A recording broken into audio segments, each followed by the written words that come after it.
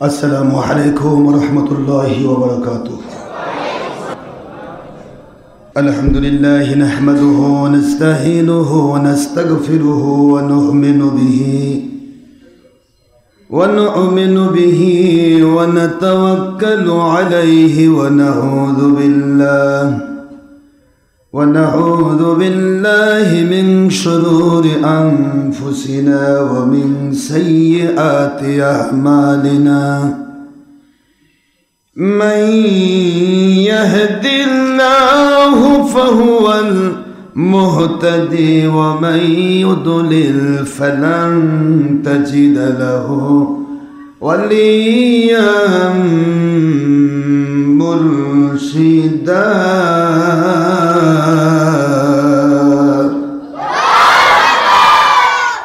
ونشهد أن لا إله إلا الله وحده لا شريك له. ونشهد أن سيدنا وسندنا وحبيبنا ومولانا محمدا عبدا ونورا وبشرا شكورا.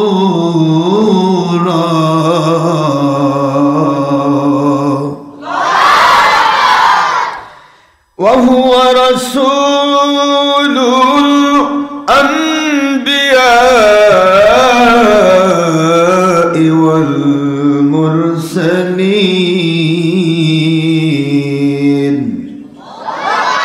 الذي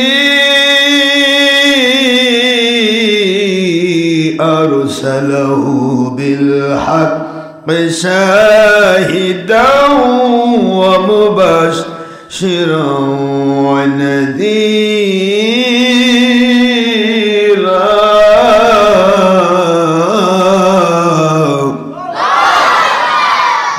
وداعيا إلى الله بإذنه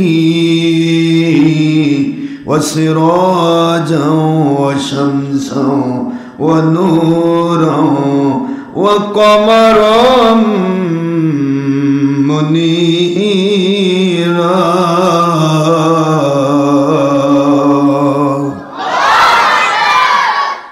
فقد قال الله تعالى في كلامه المجيد وفرقانه الحميد وبرهانه التوحيد والرسالة والولاية والخلافة والآخرة. أعوذ بالله من الشيطان الرجيم. بسم الله الرحمن الرحيم. إن الله وملائكته يصلون على النبي يا أيها الذين آمنوا صلوا عليه وسلموا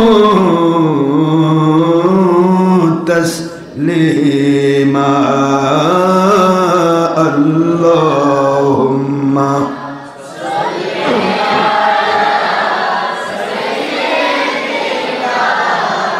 مولانا محمد وعلى آل سيدنا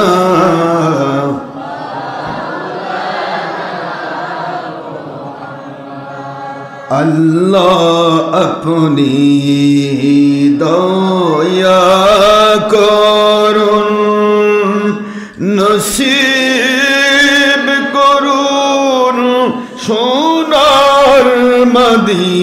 Medina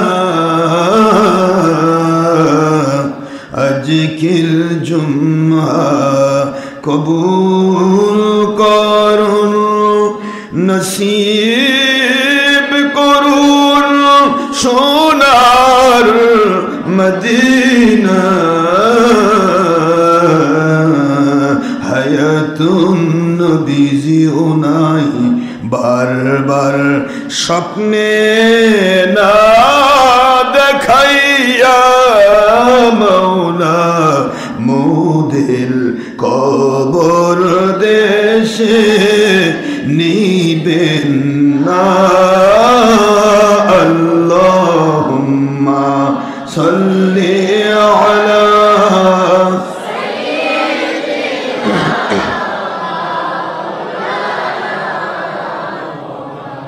وعلى آل سيدنا مولانا محمد আমরা সবাই বড় বড় গুনাহগার গো নবী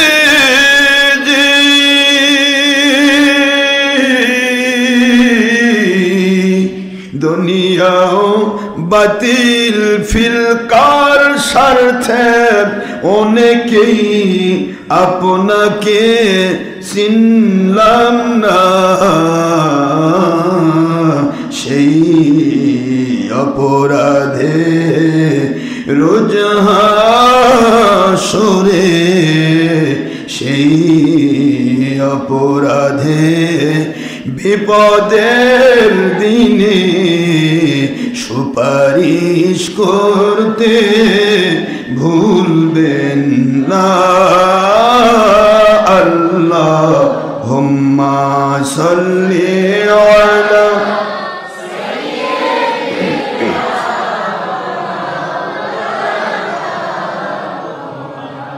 وعلى آل سيدنا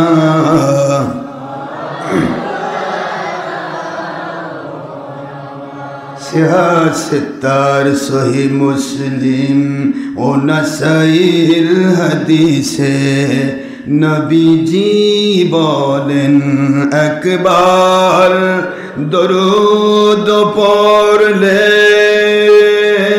10 থেকে 70 বার রহমত নাজিল হয় 10টি গুনাহ মাফ হয়ে যায় 10টি গুনাহ মাফ হয়ে যায় আল্লাহ নবীজি খুশি হন আল্লাহুম্মা সাল্লি আলা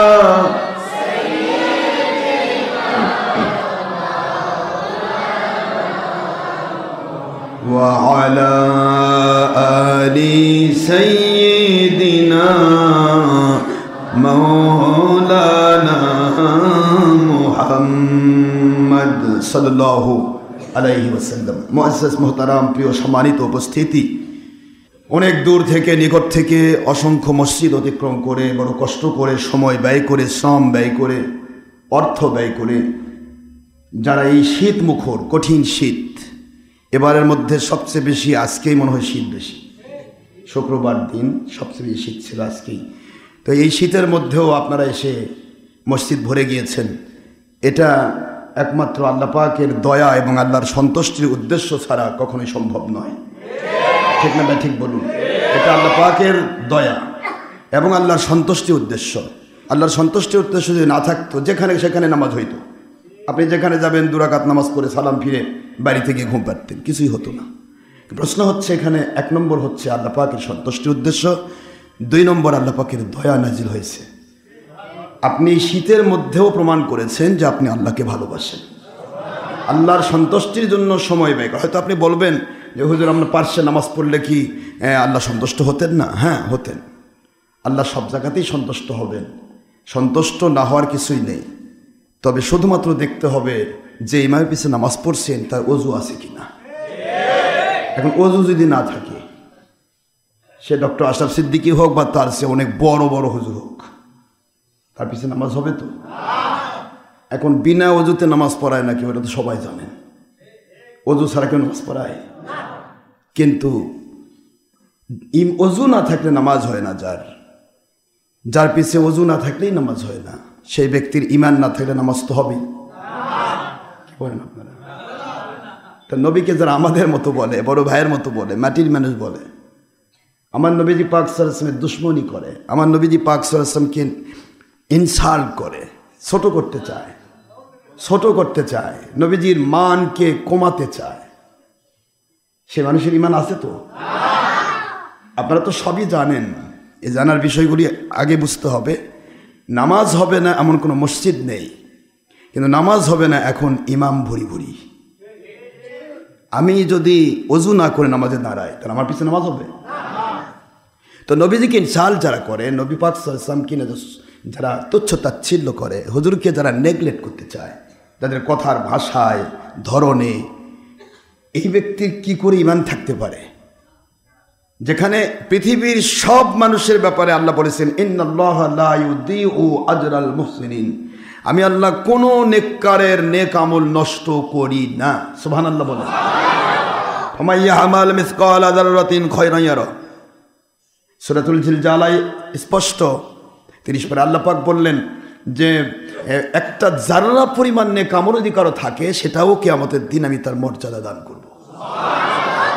কিন্তু ওই মালিকই আবার বলছেন, আন তাহবাতা আমালুকুম ওয়া আনতুম লা তাশউরুন। সূরাতুল হুজুরাত খুলুন, 2 নম্বর আয়াত। আল্লাহ পাক বলে দিলেন যে তোমাদের নবীজির শানে যদি সামান্যতম বেয়াদবি করো, খুব মন দিয়ে শুনবেন। এখন তো আল্লাহ বললেন যে একটা জাররা পরিমাণ নেক আমল হলেও, জাররা মানে বোঝেন তো আপনারা, একটা সরিষাকে 70 ভাগ করলে যে 1 ভাগ হয়, অথবা একটা পিপিলিকার ডিমকে 40 ভাগ করলে যে 1 ভাগ হয়, অথবা যেটাকে আমরা গণিতকের মার্কায় আমরা বলতে পারি যেটাকে আর ভাগ করা যায় না, যে বিন্দুটাকে আর ভাগ করা যায় না, এই লাস্ট বিন্দুটার নাম কি? জাররা। এখন এই জাররা পরিমাণ নেক আমল করলেও সেইটার মর্যাদাও আল্লাহ কিয়ামতে দেবেন।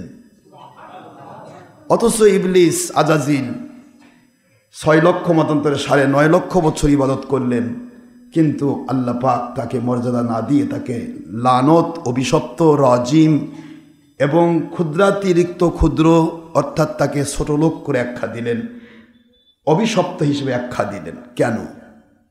যে আল্লাহ বলতেছেন এক জাররা পরিমাণ নেক আমলও আমি বান্দার নষ্ট করব না, সে আল্লাহ পাক 9.5 লক্ষ বছর মতান্তরে 6.5 লক্ষ বছর যেটাই হোক, ইবলিসের, আজাজিলের এই ইবাদতগুলি আল্লাহ নষ্ট করে দিলেন কেন?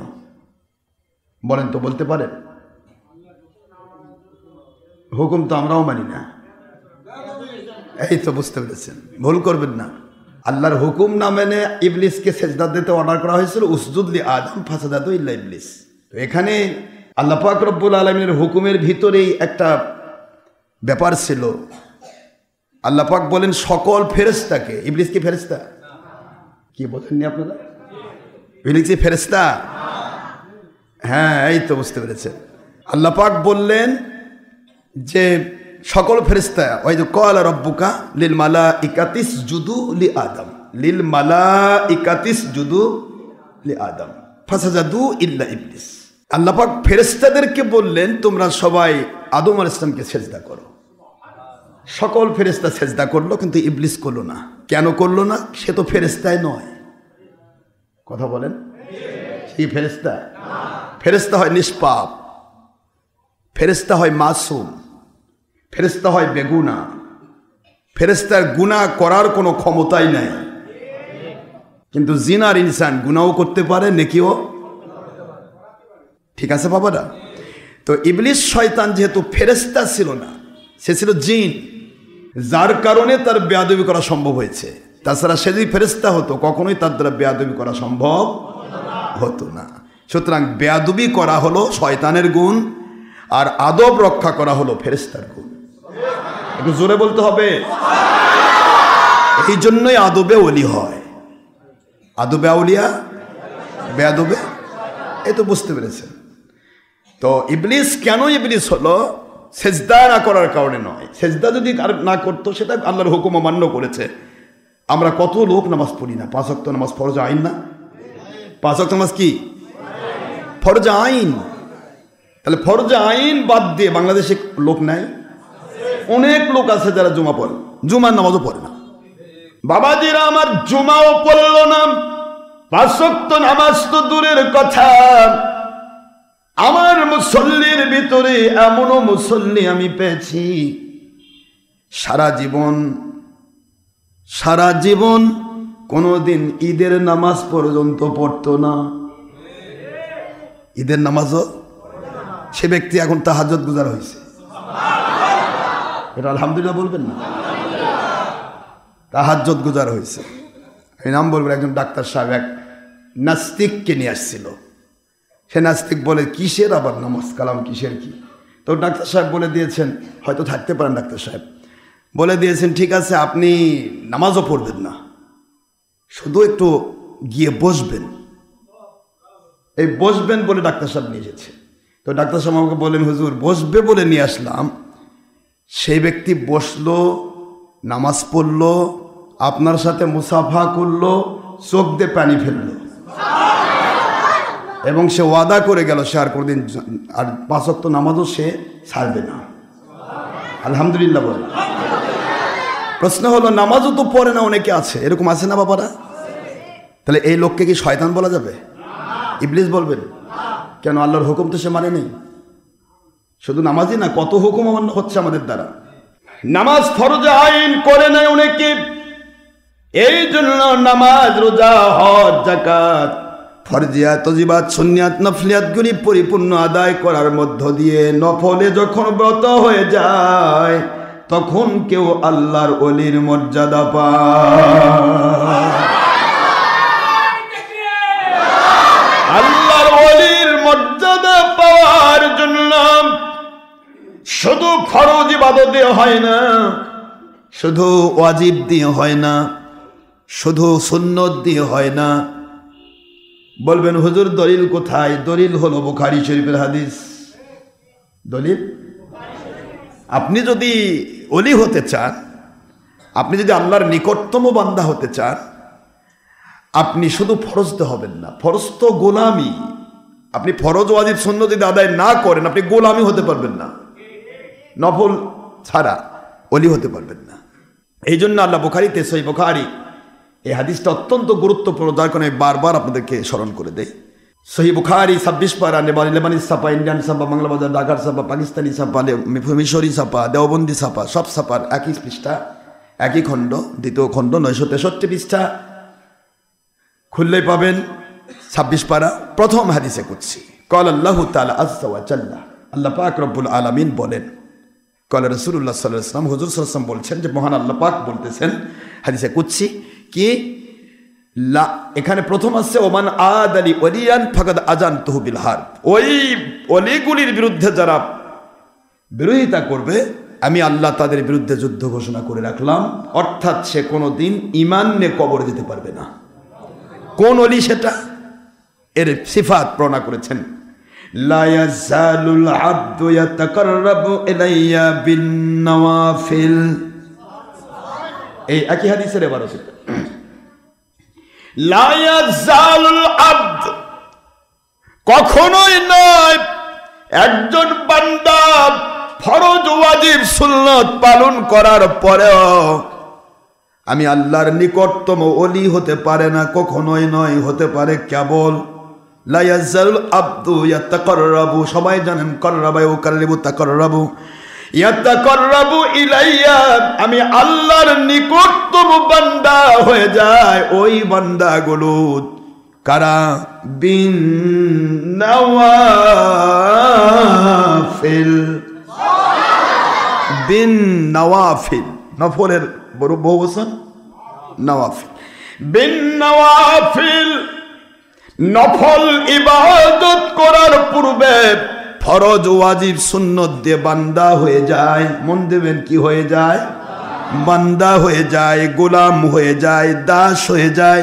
আল্লাহ পাক রব্বুল আলামিনের গোলাম হয়ে যায় ফরজ ইবাদত দিয়ে, সুন্নত দিয়ে, নফল দিয়ে গোলাম হয়ে যায়। এই গোলামটাই বন্ধুর পজিশন পায় যখন সে নফল ইবাদতে নিজেকে রত করে। গোলামটাই কি হয়? আপনারা কি আমার কথা বুঝতেছেন? আপনারা আমার কথা বুঝতে অসুবিধা হচ্ছে? আপনার বাড়ির যে গোলাম আছে একে আপনি বন্ধু কখন বানাবেন?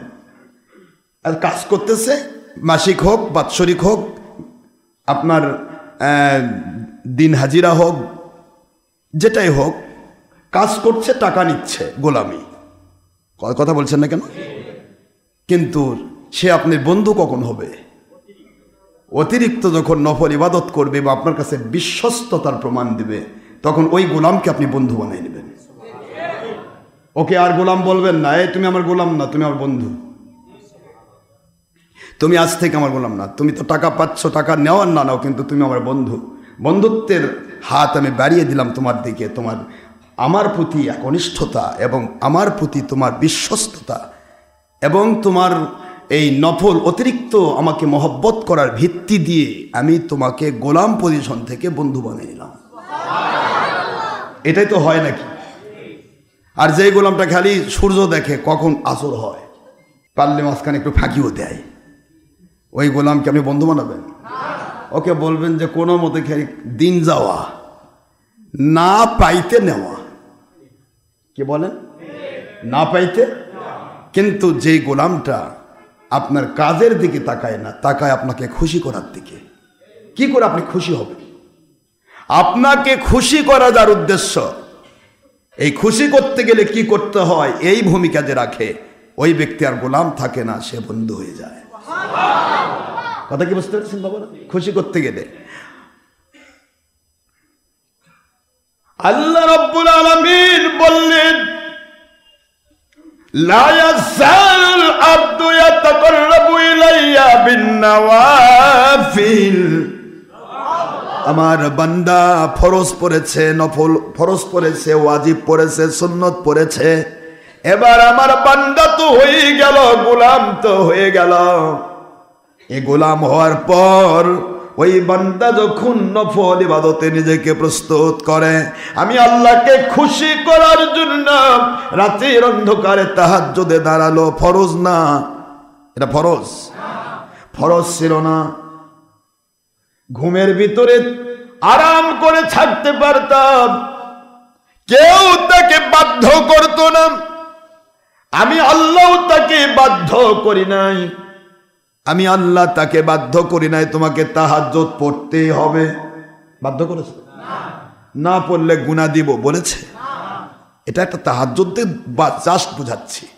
এরকম সবই ফরজ, ওয়াজিব, সুন্নত, মুস্তাহাবের পাশাপাশি যখন আপনি এমন কোনো কাজ করবেন আল্লাহকে খুশি করার জন্য, যেই কাজটা আপনার উপরে বাধ্য নয়, আপনি কম্পালসরি নয়, আপনি না করলেও চলতো, এমন কাজে আমার মালিক অ্যাট্রাক্টেড হন, আকর্ষিত হন। জোরে বলুন সুবহানাল্লাহ। ফেরেশতাদেরকে বলে, দেখো এটা তো আদেশ করি নাই, এটা তো আদেশ করেছিলাম না, এই বান্দাটা তো এরকম করার কথা ছিল না, না করলে কি হতো, কে তাকে ধরতো? ফজর নামাজের দিন উঠবেই সে, কারণ আমার গোলাম দাবি করলে ফজর পড়বে, কারণ এটা তোর উপর ফরজ করা হয়েছে। কথা বলছেন না কেন? এটা ফরজ। সুন্নত করবে নবীজি পাক সাল্লাল্লাহু আলাইহি ওয়াসাল্লামের গোলাম যদি কেউ হতে চায়। আল্লাহর সাথে কানেকশন ফরজ, ওয়াজিব, নবীজির সাথে কানেকশন সুন্নত, মনে থাকবে তো নাকি? আর বর্তমানে দেখলাম বাতিল কোম্পানি কয় সুন্নত লাগে না, এদের নবীর মহব্বত নাই তো, নবী থেকে অনেক দূরে। আর নবী থেকে অনেক দূরে মানে মায়ের কাছ থেকে চাবি না নিয়ে শুধুমাত্র ওই শোকেজের মিষ্টি খাবার চাচ্ছে। মায়ের হাতে চাবি আছে, শোকেজে মা তালা মেরে চাবি হাতে রেখে যে কাজেই থাক, এখন ছেলে ভাবতেছে মায়ের কি দরকার, শোকেজে রসগোল্লা আছে, জিহবা লেগে দিচ্ছে, জোর করে জিবা লাগিয়ে দেয়, তো জিবা তো ভিতরে যায় না, শুধু গ্লাসে গিয়ে টাচ খায়। কথা বলেন দেখেন, আমার কথা বুঝতেছেন? তা এখন জিহবা যদি গাছে লাগে, গাছে লাগলে কি মিষ্টি আসবে? এখানে পার্থক্যটা কি? শুধু দেখা যাচ্ছে, খাওয়া যাচ্ছে না। আল্লাহর তাওহীদ দেখা যাচ্ছে কিন্তু মানা যাচ্ছে না নবীজি ছাড়া। সুবহানাল্লাহ বলেন মুসলমান। আল্লাহ রহমত দেখা যাচ্ছে, আল্লাহ পাকের গয়েবী মদদ দেখা যাচ্ছে কিন্তু পাওয়া যাচ্ছে না নবীজি ছাড়া। আল্লাহর ওহী কোরআন নাজিল হয়েছে, কোরআন কারো বাড়িতে নাজিল হয় না, নবী পাক সাল্লাল্লাহু আলাইহি ওয়াসাল্লামের উপর নাজিল হয়েছে। ওহী দেখা যাচ্ছে কিন্তু ওহীকে মানতে গেলে প্রথম ওহীর নবীকে মানতে হয়। আমার কথা বোঝেন নাই? এগুলি বুঝতে হবে। এগুলি বাতিল কোম্পানি বুঝতে চায় না, খালি উপরেরটা লেভেল দেখে, শুধু লেভেল দেখে। দুধ সাদা ধবধবে, এখান থেকে আবার ঘি বের হলো কেন, এখানে লালটি দেখা যায়, কিন্তু ঘি করলে যে লাল হবে এটা তো ও বুঝবে না, কারণ ও তো খালি দুই চারা বিক্রি করছে। যে ব্যক্তি ঘি তৈরি করে ও বুঝবে যে কেমনে কোন পদ্ধতিতে ঘি তৈরি করা যায়। 1 লিটার দুধের দাম 70 টাকা, 1 লিটার ঘির দাম 1200 টাকা। কথা বলছেন না কেন? কম বেশি আছে না নাই? কিন্তু মানে মেটালটা তো একই, জিনিসটা তো একটাই। দুধই এটাকে সিস্টেম করে ঘি বানানো হয়েছে। দুধ সিস্টেম করে ঘি বানানো হয়েছে। দুধ এটাকে সিস্টেম করে ছানা বানানো হয়েছে। দুধ সিস্টেম করে এখান থেকে পনির বা চিজ বের করা হয়েছে। সিস্টেম করে এগুলি করা মাখন তৈরি করা হয়েছে। কিন্তু আসলে যে ব্যক্তি শুধু দুধ বিক্রি করে, গাভী থেকে দুয়ে নেয় আর বিক্রি করে, এই ব্যক্তি তো এত কিছু দেখার কথা সময় নয়। এগুলি করতে গেলে সিস্টেম লাগে, ওই সিস্টেম করতে সময় লাগে। তো আপনারা এসেছেন দুধের ঘি বের করার জন্য, এই জন্য আপনাদের এত কষ্ট করে আসতে হয়েছে। তাছাড়া যেখানে ছিলেন ওখানেও নামাজ হতো, নামাজ হবে না আমি বলবো না, কিন্তু যে ব্যক্তি আমার নবীর দুশ্মন তার পিছনে নামাজ হবে তো বাবা? আমিও যদি নবীর দুশ্মন হই আমার পিছনে নামাজ? দুশ্মনী হওয়া লাগবে না, নবীর দুশ্মন হওয়াই লাগবে না। শুধু ওযু যদি না থাকে তাহলে আমার পিছে নামাজ কিছুই না। ওযু করেছে একটা হুজুর, সব করেছে, আপনি সব দেখতেছেন। হুজুর ওযু করে ঢুকলো নামাজে, শুধু হুজুর একটু বাতাস গেল, বায়ু গেল, বাস। এখন তো সবার নামাজ হবে তো? কথা বলে নাকি আওয়াজ কি করে? আরে জোরে কথা বলে তার শরীর গরম হবে। তাহলে একটু বাতাস গিয়েছে এই জন্যই নামাজ হয় না। আর এর তো ইমানই গেল, এই কি করে নামাজ হবে পিছে? যে কথাটা আমি বোঝাতে চাচ্ছিলাম, মেইন পয়েন্ট হলো আল্লাহ পাক একটা জাররা পরিমাণ নেক আমল হলেও তার মর্যাদা দেবেন, এটা আল্লাহর ওয়াদা। আবার আল্লাহর ওয়াদা, ইন্নাল্লাহা লা ইউদিউ আজরাল মুহসিনিন, আমি আল্লাহ কোন নেককারের নেক আমল বিনষ্ট করব না, এটা আল্লাহর ওয়াদা। তাহলে আজাজিলের ইবাদত নষ্ট হলো কেন? মেইন পয়েন্টটা এটা বুঝতে পারেননি বাবারা? কেন এর ইবাদত নষ্ট হলো? আবার আল্লাহ কোরআন সূরাতুল হুজুরাতে স্পষ্ট বলেন, ফার্স্টে আন তাহবাতা আমালুকুম ওয়া আনতুম লা তাশউরুন। আমার নবীজির শানে যদি এক চুল পরিমাণ বেয়াদবি করো, তুমি বোঝার আগেই, তুমি মনে করতেছো আমি অনেক বড় ওলি, কিন্তু তুমি বোঝার আগেই তোমার জিন্দেগির সমস্ত আমলগুলি আমি আল্লাহ পাক ধ্বংস করে দেব। নাউজুবিল্লাহ বলবেন না? তোমার নামাজ থাকবে না, রোজা থাকবে না, হজ থাকবে না, যাকাত থাকবে না, তোমার জীবনের কোনো আমল তুমি পাবে না। যদি আমার নবীর শানে বেয়াদবি হয়ে যায়, আমার নবীর শানে যদি এক চুল পরিমাণ বেয়াদবি করো, ও আমার বাবাজি, যেই নবী নিজে বললেন লাস্তু কাহাদিকুম, আমি তোমাদের কারো মতো নই, ওই নবীকে যদি কোরআন সামনে রেখে কোনো মুন্সি বলে নবী আমাদের মতো, কেমন করে তার তলা থাকবে? বলেন কেমন করে তলা থাকবে? বাবাজি আমার, ওই নবী সাল্লাল্লাহু আলাইহি ওয়াসাল্লাম বললেন, আমি আল্লাহর নবী সাল্লাল্লাহু আলাইহি ওয়াসাল্লাম রাআইতু রাব্বি, আমি আমার রবকে দেখেছি, আজ্জা ওয়া জাল্লা ফি আহসানি সূরাতিন, আমি আমার রব্বুল আলামিনকে আমি উত্তম ভাবে দেখেছি।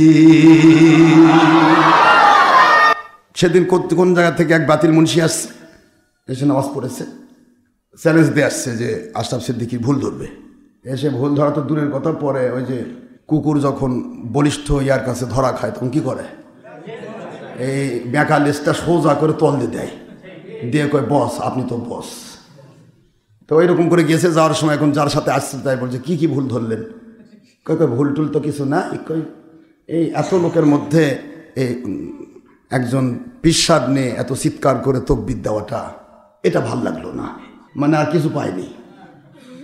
কিন্তু তার 2 নম্বর হুজুর হলে অমুকের চরিত্র ফুলের মতো পবিত্র, ওরে চিৎকার না ঠিকই আছে, ওখানে চিৎকার ঠিকই আছে, আর মর্মে মর্মে তাকবীর, নারাই তাকবীর, আল্লাহু আকবার, অমুক মুন্সি জিন্দাবাদ, হ্যাঁ সব ঠিক আছে। কিন্তু পীরের ব্যাপারে দেওয়া যাবে না, ওটা ওর কমপ্লেক্স। কথা বলে না কেন? এটা হলো শয়তানি, শয়তানের ধোঁকা। আল্লাহ কোরআনে বলেছে ইন্নাল ইজ্জাতা লিল্লাহি ওয়া লিরাসূলিহি ওয়া লিল মুমিনিন। মন দিয়ে শুনবেন, কয়টা ইজ্জত? কয়টা? কয়জনের? আল্লাহর জন্য, রসুলের জন্য, মুমিনে কামিল আল্লাহর ওলির জন্য। ইন্নাল ইজ্জাতা লিল্লাহি ওয়া লিরাসূলিহি ওয়া লিল মুমিনিন। আর মুমিনে কামিল যারা, আল্লাহু ওয়ালিয়ুল্লাযিনা আমানু ইখরুজুহুম মিনাজ যুলুমাতি ইলান নূর। কোরআন শরীফ সূরাতুল বাকারা 2 নম্বর সূরা 3 নম্বর পারা আয়াত শরীফ নম্বর 257 মদিনা অবতীর্ণ আইন। আল্লাহ পাক বললেন আমার মুমিন যারা সত্যিকারের মুমিন পজিশন পায়, মুমিনে কামিলের পজিশন যারা পায়, তারা আমার ওলি হয়ে যায়। তাহলে মুমিনদের জন্য ইজ্জত, তাহলে তাকবীর হবে আল্লাহর জন্য, তাকবীর হবে রিসালাতের রসুলের জন্য, তাকবীর হবে ওলিদের জন্য। তাকবীর বলতে যেটা বোঝা হয় যে সে তাকবীর হল হুজুর আল্লাহ পাককে দিয়ে লিল্লাহি তাকবীর বা নারাই তাকবীর, এটা হলো আল্লাহ পাকের তাকবীর, আল্লাহু আকবার। কিন্তু ওই জায়গাতে যখন রসুল হবে তখন নারাই রিসালাত, ইয়া রসুল আল্লাহ বা মুহাম্মদুর রাসূলুল্লাহ, যেটাই ভালো লাগে করেন। এরপরে ওখানে হবে যেই ওলি আপনাকে সত্যের বারতা দিচ্ছে, যার কারণে আপনি সত্যের সন্ধান পাচ্ছেন, তাকে মুমিনে কামিল বলা হয়। আর যার কারণে আপনি সত্যের সন্ধান না পেয়ে বাতিল ফেরকার সন্ধান পাচ্ছেন, এটা মুমিনে কামিল নয়, এটা বাতিলে কামিল। তো বাতিলে কামিলের জন্য বারবার তাকবীর দেওয়া যাবে, কিন্তু মুমিনে কামিলের জন্য তাকবীর দেওয়া বেদাত হয়ে যাবে। ওই একই কথাই তো হলো। ভাই আপনি যে হুজুরের ভক্ত, যার ওয়াজ আপনি তো পীর মানেন না, কিন্তু হুজুর তো মানেন। হ্যাঁ, তো কোন হুজুরের ভক্ত আপনি? কই জানেন না অমুক চ্যানেলের হুজুর। এখন অমুক চ্যানেল মানে টিভির চ্যানেল, কথা বলছেন নাকি? শয়তানের বাক্সর চ্যানেল, শয়তানের বাক্সের হুজুর। এখন সেই হুজুরের ওই ভক্ত, কিন্তু পীর ধরা যাবে না, কিন্তু এই টিভির চ্যানেলের হুজুর ভক্ত হওয়া যাবে, তাকে লাইক দেওয়া যাবে, তাকে ভিউ করা যাবে। আপনি হক্কানি ওলির কাছে যাবেন না, গেলে সমস্যা। যে ব্যাপারে আল্লাহ বলেন কুনু মা'আস সাদিকিন, তোমার জান যদি বের হয়ে যায় তবুও তুমি সত্যবাদী আল্লাহওয়ালার সাথে হয়ে থাকো।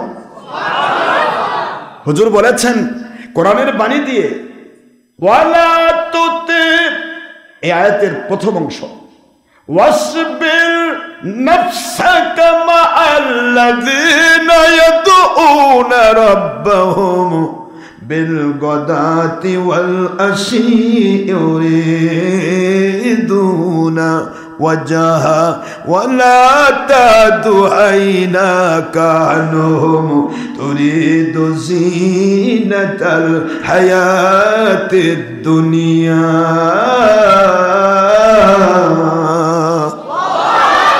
ولا تطع من أغفلنا قلبه عن ذكرنا واتبع هواه وكان أمره فرطا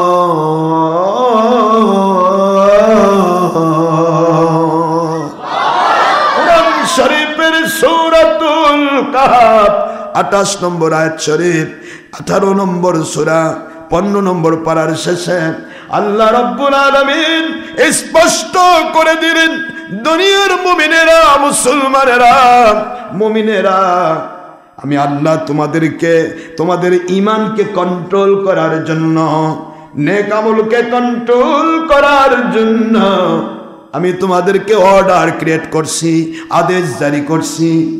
ভালো হয়ে থাকা, কন্ট্রোল করার জন্য। ভালো হওয়া সহজ, কিন্তু টিকে থাকা কঠিন।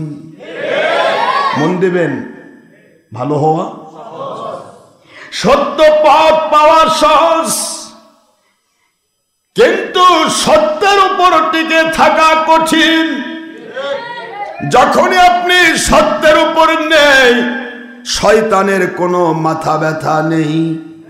শয়তান জানে তিনি, শয়তান আর আপনি সমান, সিমিলার কন্ডিশন। কেন আপনার পিছনে শয়তান টাইম লস করবে? হ্যাঁ, টাইম লসের দরকার আছে? শয়তান জানতেই সে এই লোকটা আমার সাথে সমান, কাজে কেন আমি টাইম লস করব? এই জন্য শয়তান আপনার পিছে যায় নাই।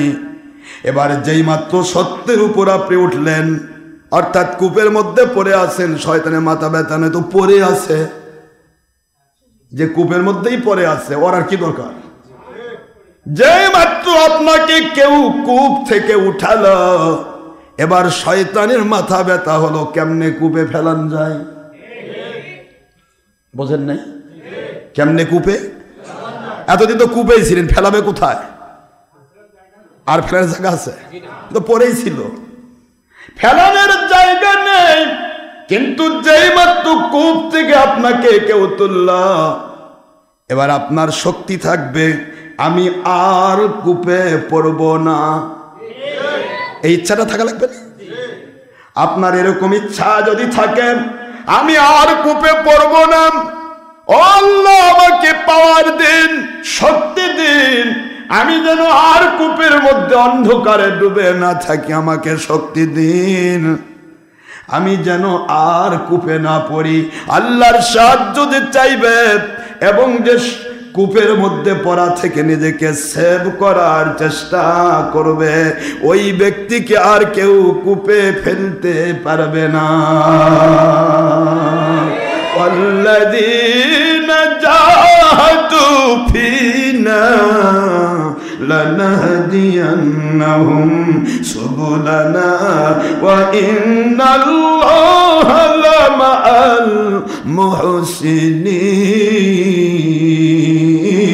المحسنين। আল্লাহ পাক বললেন, দুনিয়ার মুমিনেরা, যদি তোমাদেরকে হেদায়েতের পথে কোনো নবী ডাকে, কোনো ওলি ডাকে, তুমি অন্ধকার কূপে পড়েছিলে, জাহান্নামের গর্তে, কথা বলছেন না? জাহান্নামের গর্তে তুমি পড়েছিলে, অন্ধকারে তুমি ডুবেছিলে। অন্ধকার দুই প্রকার, একটা অন্ধকার একবারে আল্লাহ বিল্লাহ থেকে নিজেকে সরে রাখা, সমস্ত হারাম কাজের মধ্যে মত্ত রাখা, সমস্ত ফরজ ওয়াজিব সুন্নত সব তরক করা, এটা একটা অন্ধকার। এ যে কোনো মুহূর্তে, যে কোনো সময় সে ফিরে আসতে পারে, যদি সে ইচ্ছে করে। জোরে বাবা বলেন, ইচ্ছে করলেই যে কোনো সময় ফিরতে পারে। একটা মানুষ মদ খাচ্ছে, ফিরতে পারে। একটা মানুষ চুরি করছে, ফিরতে পারে। ডাকাতি করছে, ফিরতে পারে। দুনিয়াতে হারাম কাজ করছে, ফিরতে পারে। ওই যে বললাম, নাস্তিক জীবনে নামাজ পড়ে নাই, এমনকি জুমা তো নয়, ফরজ নামাজ তো নয়, ঈদের নামাজটা পর্যন্ত পড়া তার কপালে জুটল না, এই ব্যক্তিও কিন্তু ফিরে আসা সম্ভব হলো। বলেন বলেন, প্র্যাকটিক্যাল তো বোঝাচ্ছি, ফিরে আসা সম্ভব হলো। কিন্তু ওই জায়গায় যদি বাতিল ওয়াহাবি বা খারেজি একটা মুন্সি হতো, ওকে ফিরত, তাহলে কত কঠিন চিন্তা করেন। ওটাও একটা অন্ধকার, এর নাম বাতিল ফেরকা। বাতিল এত কঠিন হয়ে যায়, তার কপালের উপর এমন ভাবে মোহর পড়ে যায়। আল্লাহ পাক বললেন, নবী গো, আমি আল্লাহ ওয়াদাবদ্ধ হয়ে গেছি, কোন কাফিরও যদি ফিরে আসতে চায়, আমি আল্লাহ তাকে পাওয়ার দিয়ে ফিরায় আপনার গোলাম বানায় দেব। কিন্তু খবরদার নবী, যারা আপনাকে চিনেও না চিনার ভান করলো, আপনাকে বুঝেও না বোঝার ভান করলো, দুনিয়ার কাফিরের কাছে বিক্রি হয়ে গেল, নবীকে না চিনে তার বিরুদ্ধে মিথ্যে অপবাদ দিল, আমার নবীর স্ত্রীর ব্যাপারে মিথ্যা অপবাদ দিল। ফালা ওয়া রাব্বিকা লা ইউমিনুনা হাত্তা ইউহাক্কিমুকা ফীমা শাজারা বাইনাহুম থুম্মা লা ইয়াজিদু ফী আনফুসিহিম হারাজান মিম্মা কাদাইতা ওয়া ইউসাল্লিমু তাসলিমা।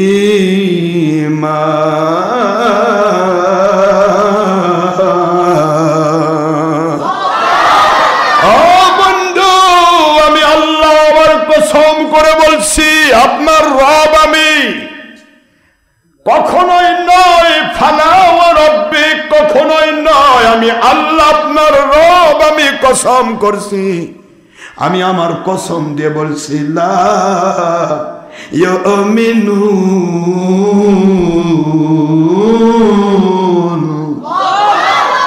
ওরা মুমিন নয়, ওরা মুমিন নয়।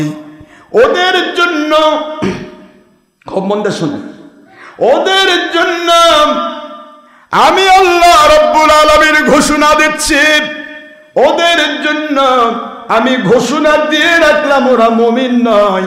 ওদের জন্য আপনি যদি একবার নয়, দুইবার নয়, 70 বার যদি আমি আল্লাহর কাছে ক্ষমা করে দেওয়ার আবেদন করেন, আমি আল্লাহ ওদেরকে ক্ষমা করব না। কারণ ওরা আপনাকে চিনেও না চিনার ভান করেছে, ওরা আপনার সাথে বেয়াদবি করেছে, আপনার পিছে নামাজ পড়লো, রোজা রাখলো, হজ করলো, যাকাত দিল, আপনার সাথে সাথে ঘুরলো, তারপরেও আপনাকে আপনার মত মানতে পারলো না, আপনার সাথে মোহব্বতের কানেকশন করতে পারলো না, আপনাকে ভালোবাসা দিয়ে ইমানটাকে মজবুত করতে পারলো না। ওরা মুমিন নয়, ওরা আপনার পিছে নামাজ পড়ার পরেও আমি ঘোষণা দিচ্ছি ওরা বেঈমান। একটু মন দিতে হবে, ঘোষণা দিলেন কে? কেন? কারণ আপনি যা হালাল বলেন, আপনি যা হারাম বলেন, আপনি যা আছে বলেন, আপনি যা নাই বলেন, আপনি যা চলবে বলেন, আপনি যা চলবে না বলেন, আপনি যা ফাইসালা করেন, এই ফাইসালার মধ্যে যদি কেউ হাত ঢুকাতে চায়, ব্রেন ঢুকাতে চায়, আপনার মতের বাইরে চলে যেতে চায়, ওদেরকে আমি আল্লাহ পাক মুমিনের কাতারে দেখতে চাই না। একটু সুবহানাল্লাহ বলতে হবে।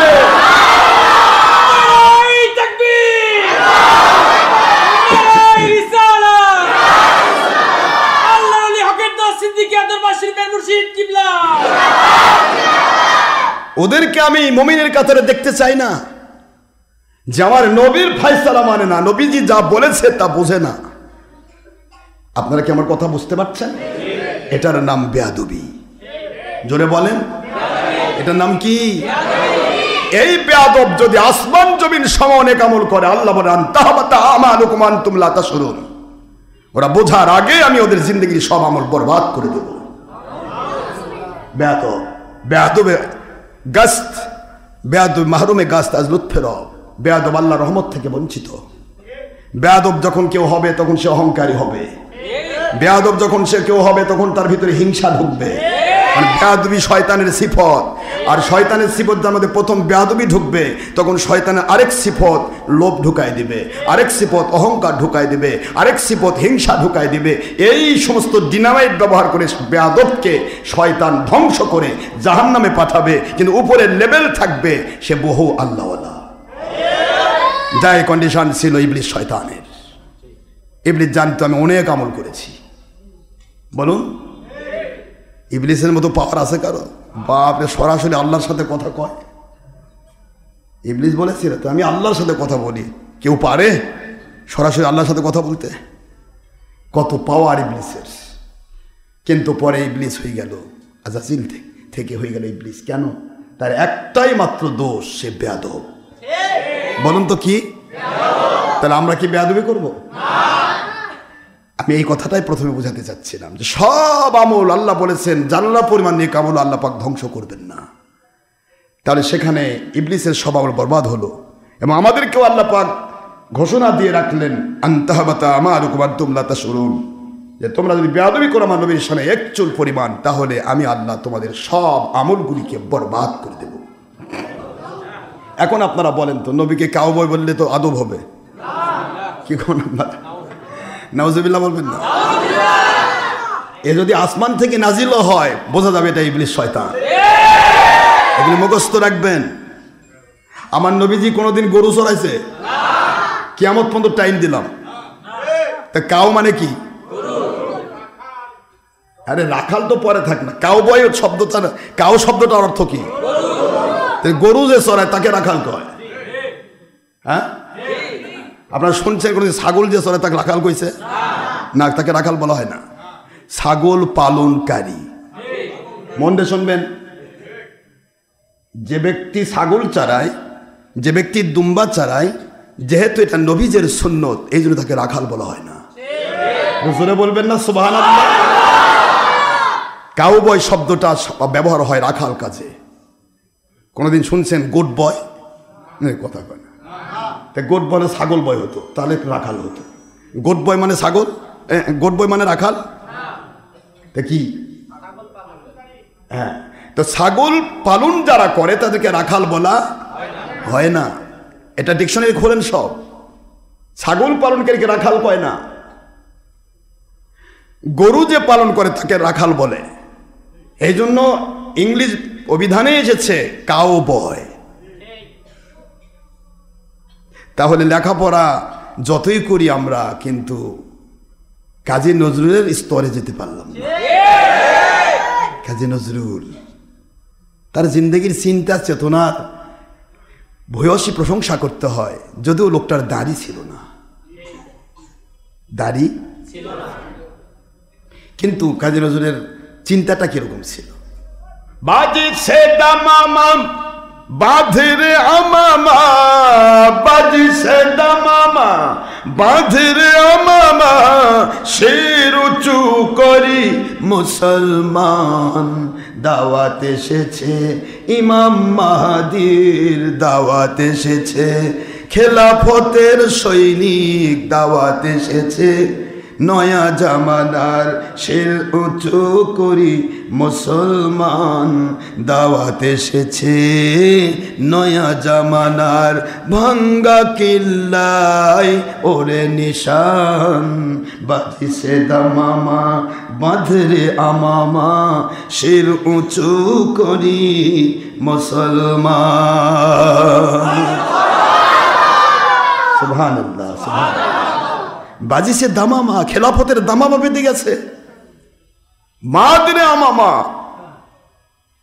যদি তোমার খেলাফতের পক্ষের সৈনিক হতে চাও, মাথায় পাগড়ি বাঁধ। আর আমরা যারা জেহাদ জেহাদ করি, পাগড়ি দেখলে মনে হলো মুখ খালি বিষ পরে মুখ দে, কি পচিছে। কাজী নজরুল কয়, তোর দ্বারা জেহাদ হবে না, তোর দ্বারা শুধুমাত্র শয়তানি হবে। বদরের যুদ্ধে, বুখারী শরীফে হাদিস করেন, বদর যুদ্ধে হযরতে রাসূল পাক সাল্লাল্লাহু আলাইহি ওয়াসাল্লামকে ঘোষণা দেওয়া হলো, সহিহ বুখারীতেও আসছে, কোরআন শরীফেও আসছে। আল্লাহ পাক ঘোষণা দিলেন, 1000 রহমতের ফেরেশতাকে আমি পাঠাইছি আপনার পক্ষে যুদ্ধ করার জন্য। আবু জাহেল বলতেছে, আব্দুল্লাহ ইবনে মাসউদ, তুমি তো আমাকে মেরেই ফেলতেছো, আমার মাথা কাটতেছো, অসুবিধা নেই। 2টা শিশু আমাকে কতল করলো, এখন একটু সম্বিত আছে, কথা একটু বলতেছে, কিন্তু মরবে এখন, কথা বোঝেন নাই? তো আব্দুল্লাহ ইবনে মাসউদ রাদিয়াল্লাহু তাআলা আনহুর এখানে একটা বিশাল ঘটনা রয়েছে। একদিন আব্দুল্লাহ ইবনে মাসউদকে নিয়ে হুজুর পাক অনেক কথা আসে, তো লাফালাফি করে, কথা পারি না বলতে, তো বলে দিই একটু, সমস্যা আছে? তো আব্দুল্লাহ ইবনে মাসউদ রাদিয়াল্লাহু তাআলা আনহু একদিন দাঁড়িয়ে গেলেন, হুজুর সাল্লাল্লাহু আলাইহি ওয়াসাল্লাম বলতেছেন, কে আসো এমন? আবু জাহেলের কানের কাছে গিয়ে, আবু জাহেলের কানের কাছে গিয়ে সূরা রহমানটা পড়বা, আর রহমান আল্লামাল কুরআন, যেটা কিয়ামতের দিন আমার আল্লাহ পড়বেন। জোরে বলেন সুবহানাল্লাহ। তো সূরা রহমান পড়তে বললেন, যাও একটু পড়বে। কে আছে? আবু জাহেলের কানের কাছে। আমার নবী তো জানেন, মালিক তো জানিয়ে দিয়েছেন ওহী দিয়ে কি ঘটবে আজ। মতান্তরে আজান দিতে বললেন, দুইটা রেওয়ায়েত। তো মুহূর্তের মধ্যে আব্দুল্লাহ ইবনে মাসউদ রাদিয়াল্লাহু তাআলা দাঁড়িয়ে গেলেন। আল্লাহর বন্ধু আমি কেউ সাহস পাচ্ছে না, কারণ আবু জাহেল তো একেবারে জালেম, একেবারে জালেমের সামনে কেউ যায় না। তো আব্দুল্লাহ ইবনে মাসউদ রাদিয়াল্লাহু দাঁড়িয়ে গেছে, হুজুর আমি যাব। ঠিক আছে যাও। আব্দুল্লাহ ইবনে মাসউদ রাদিয়াল্লাহু তাআলা আনহু আবু জাহেলের কানের কাছে, যে শুনতেই পায় না আল্লাহর নাম, তার কানের কাছে বলছে, কানের কাছে গিয়ে যখন সূরাতুর রহমান পড়েন, মতান্তরে আজান দিয়ে দিছে। আবু জাহেল সইতে না পেরে বিশাল দেহী মানুষেরা জোর করে ডান হাতটা দিয়ে হযরতে আব্দুল্লাহ ইবনে মাসউদ রাদিয়াল্লাহু তাআলা আনহু ওনার কানের উপরে জোরে করে চপেটাঘাত মারছে। এত জোরে আঘাত মারছে গো, হযরত আব্দুল্লাহ ইবনে মাসউদ রাদিয়াল্লাহু তাআলা আনহু ওনার কানের পর্দা ফেটে রক্ত বের হওয়া শুরু হয়েছে। কানের পর্দা ফেটে গেল, রক্ত দৌড়া পড়ে আমার নবীদের সামনে দৌড় দিয়ে যায়, চিৎকার মে আল্লাহর বন্ধু, আমি তো আপনার হুকুম মানার জন্য আবু জাহেলের সামনে গিয়ে কাজটি করলাম, কিন্তু আমার কানের উপরে এত জোরে আঘাত করলো আবু জাহেল, আমার কানের পর্দা ফেটে রক্ত বের হয়ে গেল, আর তো কানে শুনি না, শুনতে পাই না গো নবী, আর তো শুনতে পারি না। নবীজি পাক সাল্লাল্লাহু আলাইহি ওয়াসাল্লাম দেখেন জিবরাইল আলাইহিস সালাম এসে হযরত আব্দুল্লাহ ইবনে মাসউদ রাদিয়াল্লাহু তাআলা আনহুর অবস্থা দেখে জিবরাইল আলাইহিস সালাম মুস্কি মুস্কি হাসতেছে। আল্লাহর বন্ধু বলে, জিবরাইল এই মুহূর্তে আমার আব্দুল্লাহ ইবনে মাসউদের কান বেয়ে রক্ত পড়তেছে, দেখতে পায় শুনতে পায় না, রক্ত পড়ে যাচ্ছে, কার পর্দা ফেটে গেছে, আর আপনি হাসতেছেন। জিবরাইল আলাইহিস সালাম খবর দিন, আল্লাহর বন্ধু এইটা ঘটনা তো ঘটছে আল্লাহর দ্বারা, আপনি শুধু ইশারা করেছেন, এই খবরটা দেওয়ার জন্য আমি আসলাম। এই আব্দুল্লাহ ইবনে মাসউদ রাদিয়াল্লাহু আনহু একদিন আসতেছে, এই আবু জাহেলের এই কান থেকে ওই কানের মধ্যে এইভাবে করে ছিদ্র করে রশি ধরে টেনে টেনে বদরের যুদ্ধে টেনে নিয়ে বেড়াবে। আল্লাহু আকবার বলুন, আল্লাহু আকবার। নারায়ে তাকবীর, নারায়ে রিসালাত, আল্লাহর ওলি হকের দাস সিদ্দিক দরবার শরীফের মুর্শিদ কিবলা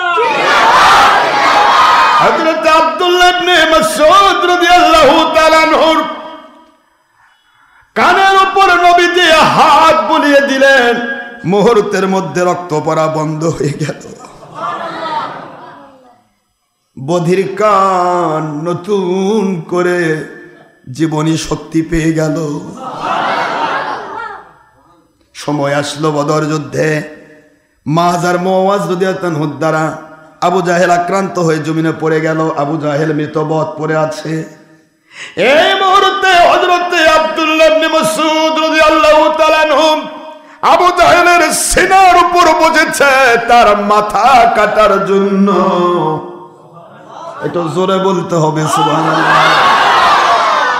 আব্দুল্লাহ ইবনে মাসউদ রাদিয়াল্লাহু তাআলা বুকের উপর উঠে বলে, আবু জাহেল রে, মনে কি পড়ে আমার কানের উপর তুমি সবেদাঘাত করেছিলে? আজকের দিন আমার প্রতিশোধ নয়, আজকের দিন আমি নবী থেকে হুকুম পেয়েছি, তোমার কানের ভিতরে আমি রশি লাগাবো, তোমার কান এই দিক দিয়ে ছিদ্র করে ওই কান দিয়ে রশি বেঁধে আমি গোটা বদর যুদ্ধ ময়দানে আমি টেনে নিব, এটা আমার উপর অর্ডার করা হয়েছে। তুমি যদি মুসলমান হও আমি এই কাজটা করব না। সুবহানাল্লাহ। যদি মুসলমান হও আবু জাহেল এই কাজটা আমি করব না, মরে যাবে, সম্মান নিয়ে মরতে পারবে। আবু জাহেল বলতেছে, আব্দুল্লাহ ইবনে মাসউদ বুঝলাম তো ঠিকই। আব্দুল্লাহ ইবনে মাসউদ বলেন, ঠিক যেন আবু জাহেল নরম হয়ে গেছে, এই মুহূর্তে তার কলেমা নসিব হয়ে যাবে মনে হচ্ছে, কিন্তু না, শয়তানের কপালে কখনো হেদায়েত বেয়াদব মাহরুমে গাছ তাজলত ফেরব বেয়াদব আল্লাহর রহমত থেকে বঞ্চিত হয়ে যায়। কোনো না কোনো অজুহাত দিয়ে বেয়াদব আল্লাহ পাকের রহমত থেকে বঞ্চিত হয়ে যায়, আর আদবওয়ালা কোনো না কোনো অজুহাত দিয়ে আল্লাহ পাকের ওলি হয়ে যায়। বেয়াদব মাহরুমে গাছ তাজলত ফেরব বেয়াদব আল্লাহর রহমত থেকে বঞ্চিত।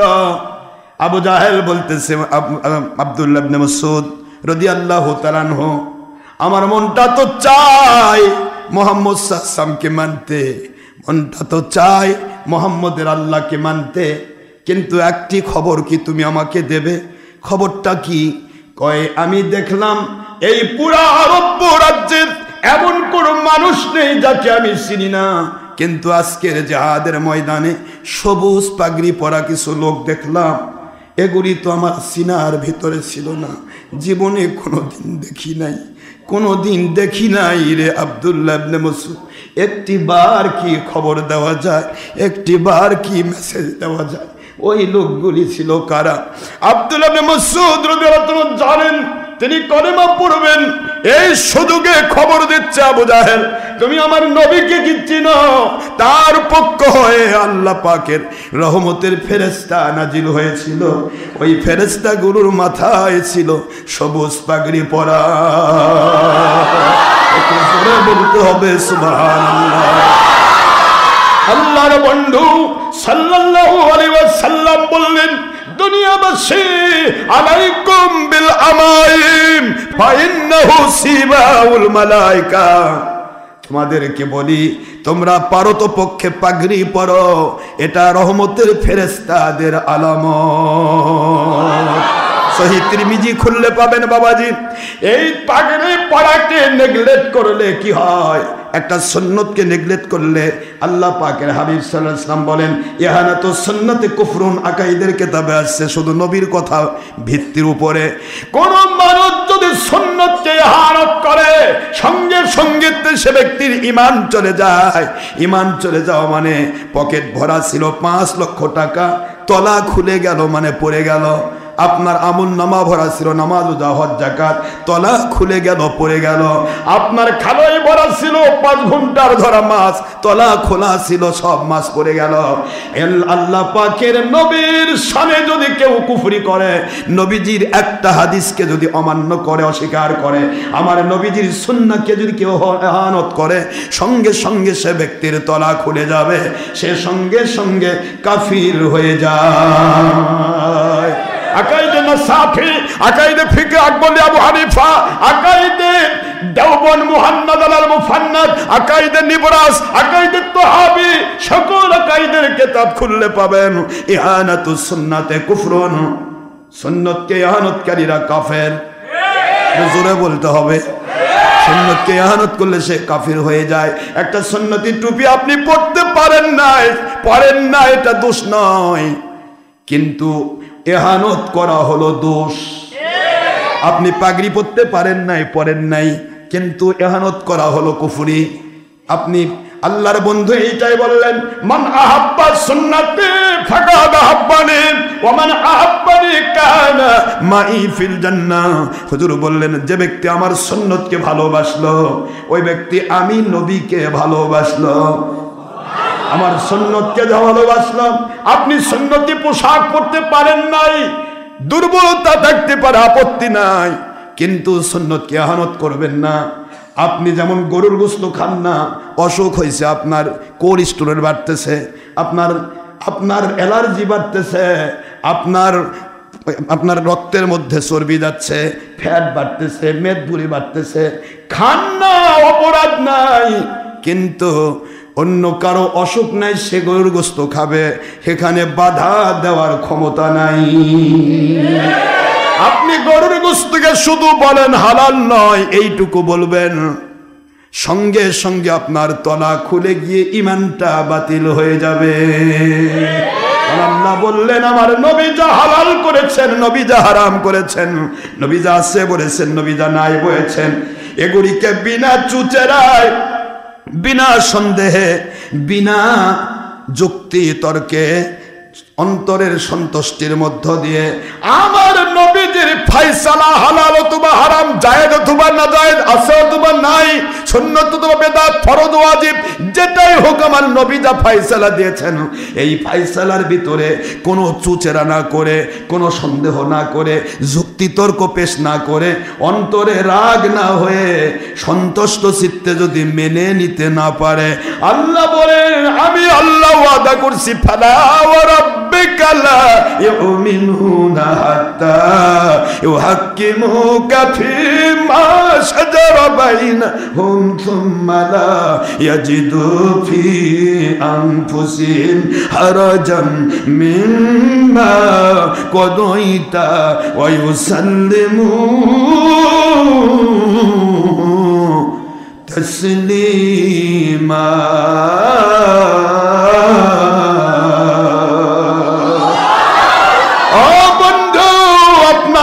ফয়সালা বিনা চুচেরায়, বিনা সন্দেহে, বিনা যুক্তি তর্কে অন্তরের সন্তুষ্টির মধ্য দিয়ে যদি মেনে নিতে না পারে ও আপনার পিছেও যদি কাবা ঘরে মসজিদ নববীতে নামাজ আদায় করে, আমি আল্লাহ ঘোষণা দিচ্ছি কসম করে, ওরা মুমিন নয়, ওরা বেঈমান।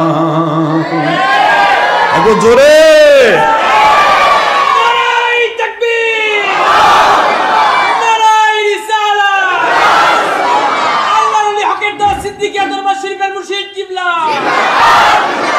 ওরা মুমিন নয়, ওরা বেঈমান বলল কে? লা ইউমিনুন বললেন কে? সূরাতুন নিসা 4 নম্বর সূরা 5 নম্বর পারা মদিনায় অবতীর্ণ আইন আয়াত শরীফ নম্বর 65। আল্লাহ বলে দিলেন আপনার দেওয়া ফয়সালের ডাইরেক্ট নবীর কথা বলা হয়েছে। কার কথা? কার কথা? হাত্তা ইউহাক্কিমুকা, কা মানে আপনি, বলেন কে? আপনার দেওয়া ফয়সালা যদি মেনে নিতে না পারে, বিনা চুচেরায়, বিনা সন্দেহে, যুক্তি তর্ক ছাড়া অন্তরের মহব্বত দিয়ে, সন্তুষ্টি মানে কি?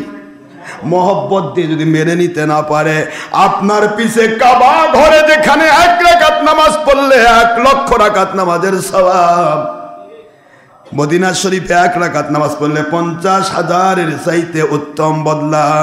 ওই জায়গাতে ইমামুল মুরসালিন নবী রাসূলের ইমামের পিছে যদি নামাজ আদায় করে, তারপরও আমি আল্লাহ কসম করে বলছি ওরা মুমিন নয়, ওরা বেঈমান।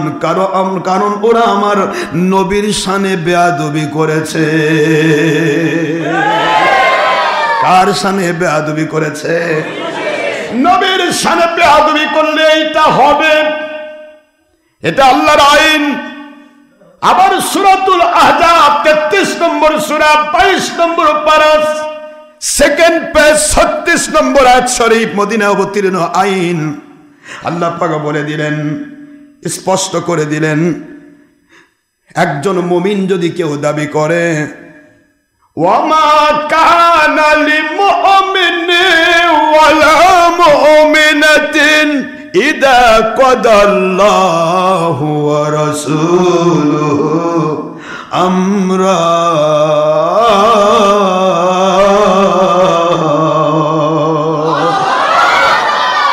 36 নম্বর আয়াত সূরাতুল আহজাব।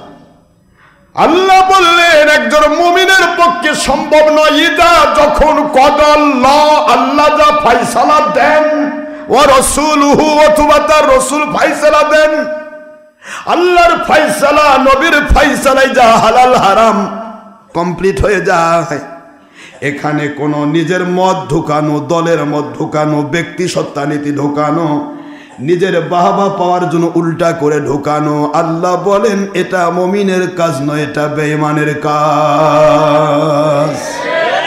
ও আমার আব্বা জান, এই জন্য আল্লাহর বন্ধু বললেন মান আহাব্বা সুন্নতি ফাকাদ আহাব্বানি, যে আমার সুন্নতকে ভালোবাসলো সে আমাকে ভালোবাসলো। ওমান আহাব্বানি নুনে বেকায়া ইয়া মুতাকাল্লিম, যে আমাকে ভালোবাসলো আর কাউকে নয়, আমাকে। বলেন বলেন, আমি আখেরি নবীকে যে ভালোবাসলো, কানা মাই ফিল জান্নাহ, সে ব্যক্তি জাহান্নামে যাবে না রে, সে ব্যক্তি সাধারণ জান্নাতেও যাবে না। নিষ্পাপ মাসুম নবীদের সরদার আখেরি রাসূল যেই জান্নাতুল ফেরদৌসে থাকবেন, ওই জান্নাতুল ফেরদৌসে আমার মহব্বতের মানুষগুলো আমার জান্নাতের সাথী হয়ে বাস করবে। কত ক্লিয়ার কথা। তারপরে মুন্সিরা কোম্পানি খুঁজে কথা, নবীর ভালোবাসার কথা কোরআন হাদিসে নাই, নবীর ভালোবাসার কথা নাই, তবে দুশ্মনীর কথা আছে। বেয়াদব এক বেয়াদব বলল, যদি আল্লাহর নিয়ামত দেখতে চান ইন্ডিয়ান নায়িকার দিকে দেখেন। এর জিন্দেগিটা কি? লজ্জা শরম নাই তো? ইন্ডিয়ার বিরুদ্ধে তোর বেটি তোর বউ দেখা একটু, নাকি তোর বউ কালুনি? কে রে ডার বেটারি মুন্সি, তোর বউ কি কালুনি না ইজিরি বিজিরি? কি তোর বউটা কি একটু দেখা। ইন্ডিয়ান নায়িকা দেখতে গেলে কি দেখা লাগবে? টিভি দেখা লাগবে। টিভি দেখবার গেলে তো সবই দেখা যায়। দাওয়াতটা কিসের? নায়িকার দাওয়াত। দুনিয়া তার সুন্দর বেরিসল কোনোদিন চোখে পড়ে তো দেখেই খালি এগুলা জিন্দগি, তো এগুলা দেখি তো জীবন। তো এরা কেমনি ওলি হবে আর কেমনি ওলির পক্ষে থাকবে? ওই তো তাকে বলবে ওলি, জিন্দা ওলি, যেটা বলে নবী 6 জায়গায় ভুল করছে। এটাই তো জিন্দা ওলি না, জিন্দা ইবলিস। জিন্দা ইবলিস এদের কাছে জিন্দা ওলি হবে। নবী ভুল করেছে কথা যে বলবে সে কাফের, মুসলমান হতে পারেন আল্লাহর কসম। সে আওয়ামী লীগ হোক, বিএনপি হোক, যে দলই হোক, যে কোনো ব্যক্তি হোক, আমার নবী ভুল করেছে বললে সে কাফের, কোন প্রকার টার্গেট ছাড়া কাফের।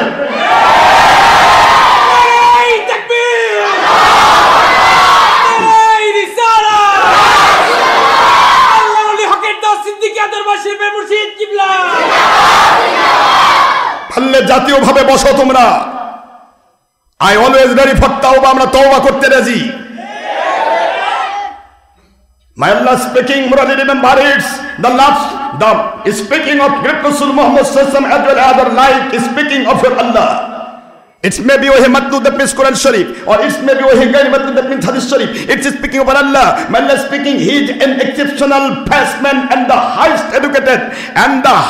educated from Allah without all masters in this world. And he is an exceptional and ideal master of all great scientists from vibration to development, no doubt. Morally remember it's, oh believers of this world, the speaking of Muhammad sallallahu alaihi wasallam is as well as like speaking of your Allah. Muhammad sallallahu alaihi wasallam is an exceptional and ideal student of your Allah subhanahu wa ta'ala.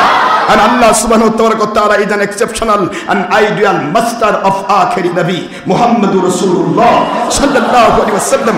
Ayat Sharif number 3 and 4 and 5 in Surah An-Najm at the part of 27, Surah number 53 in Quran Sharif Makkiyah. Allah speaking, Allahu Akbar wa lillahil hamdu salatu wassalamu ala rasulillah bismillahir rahmanir rahim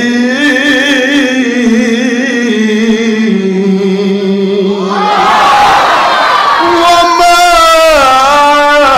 yantiqu anil hawa in huwa illa wahyun yuha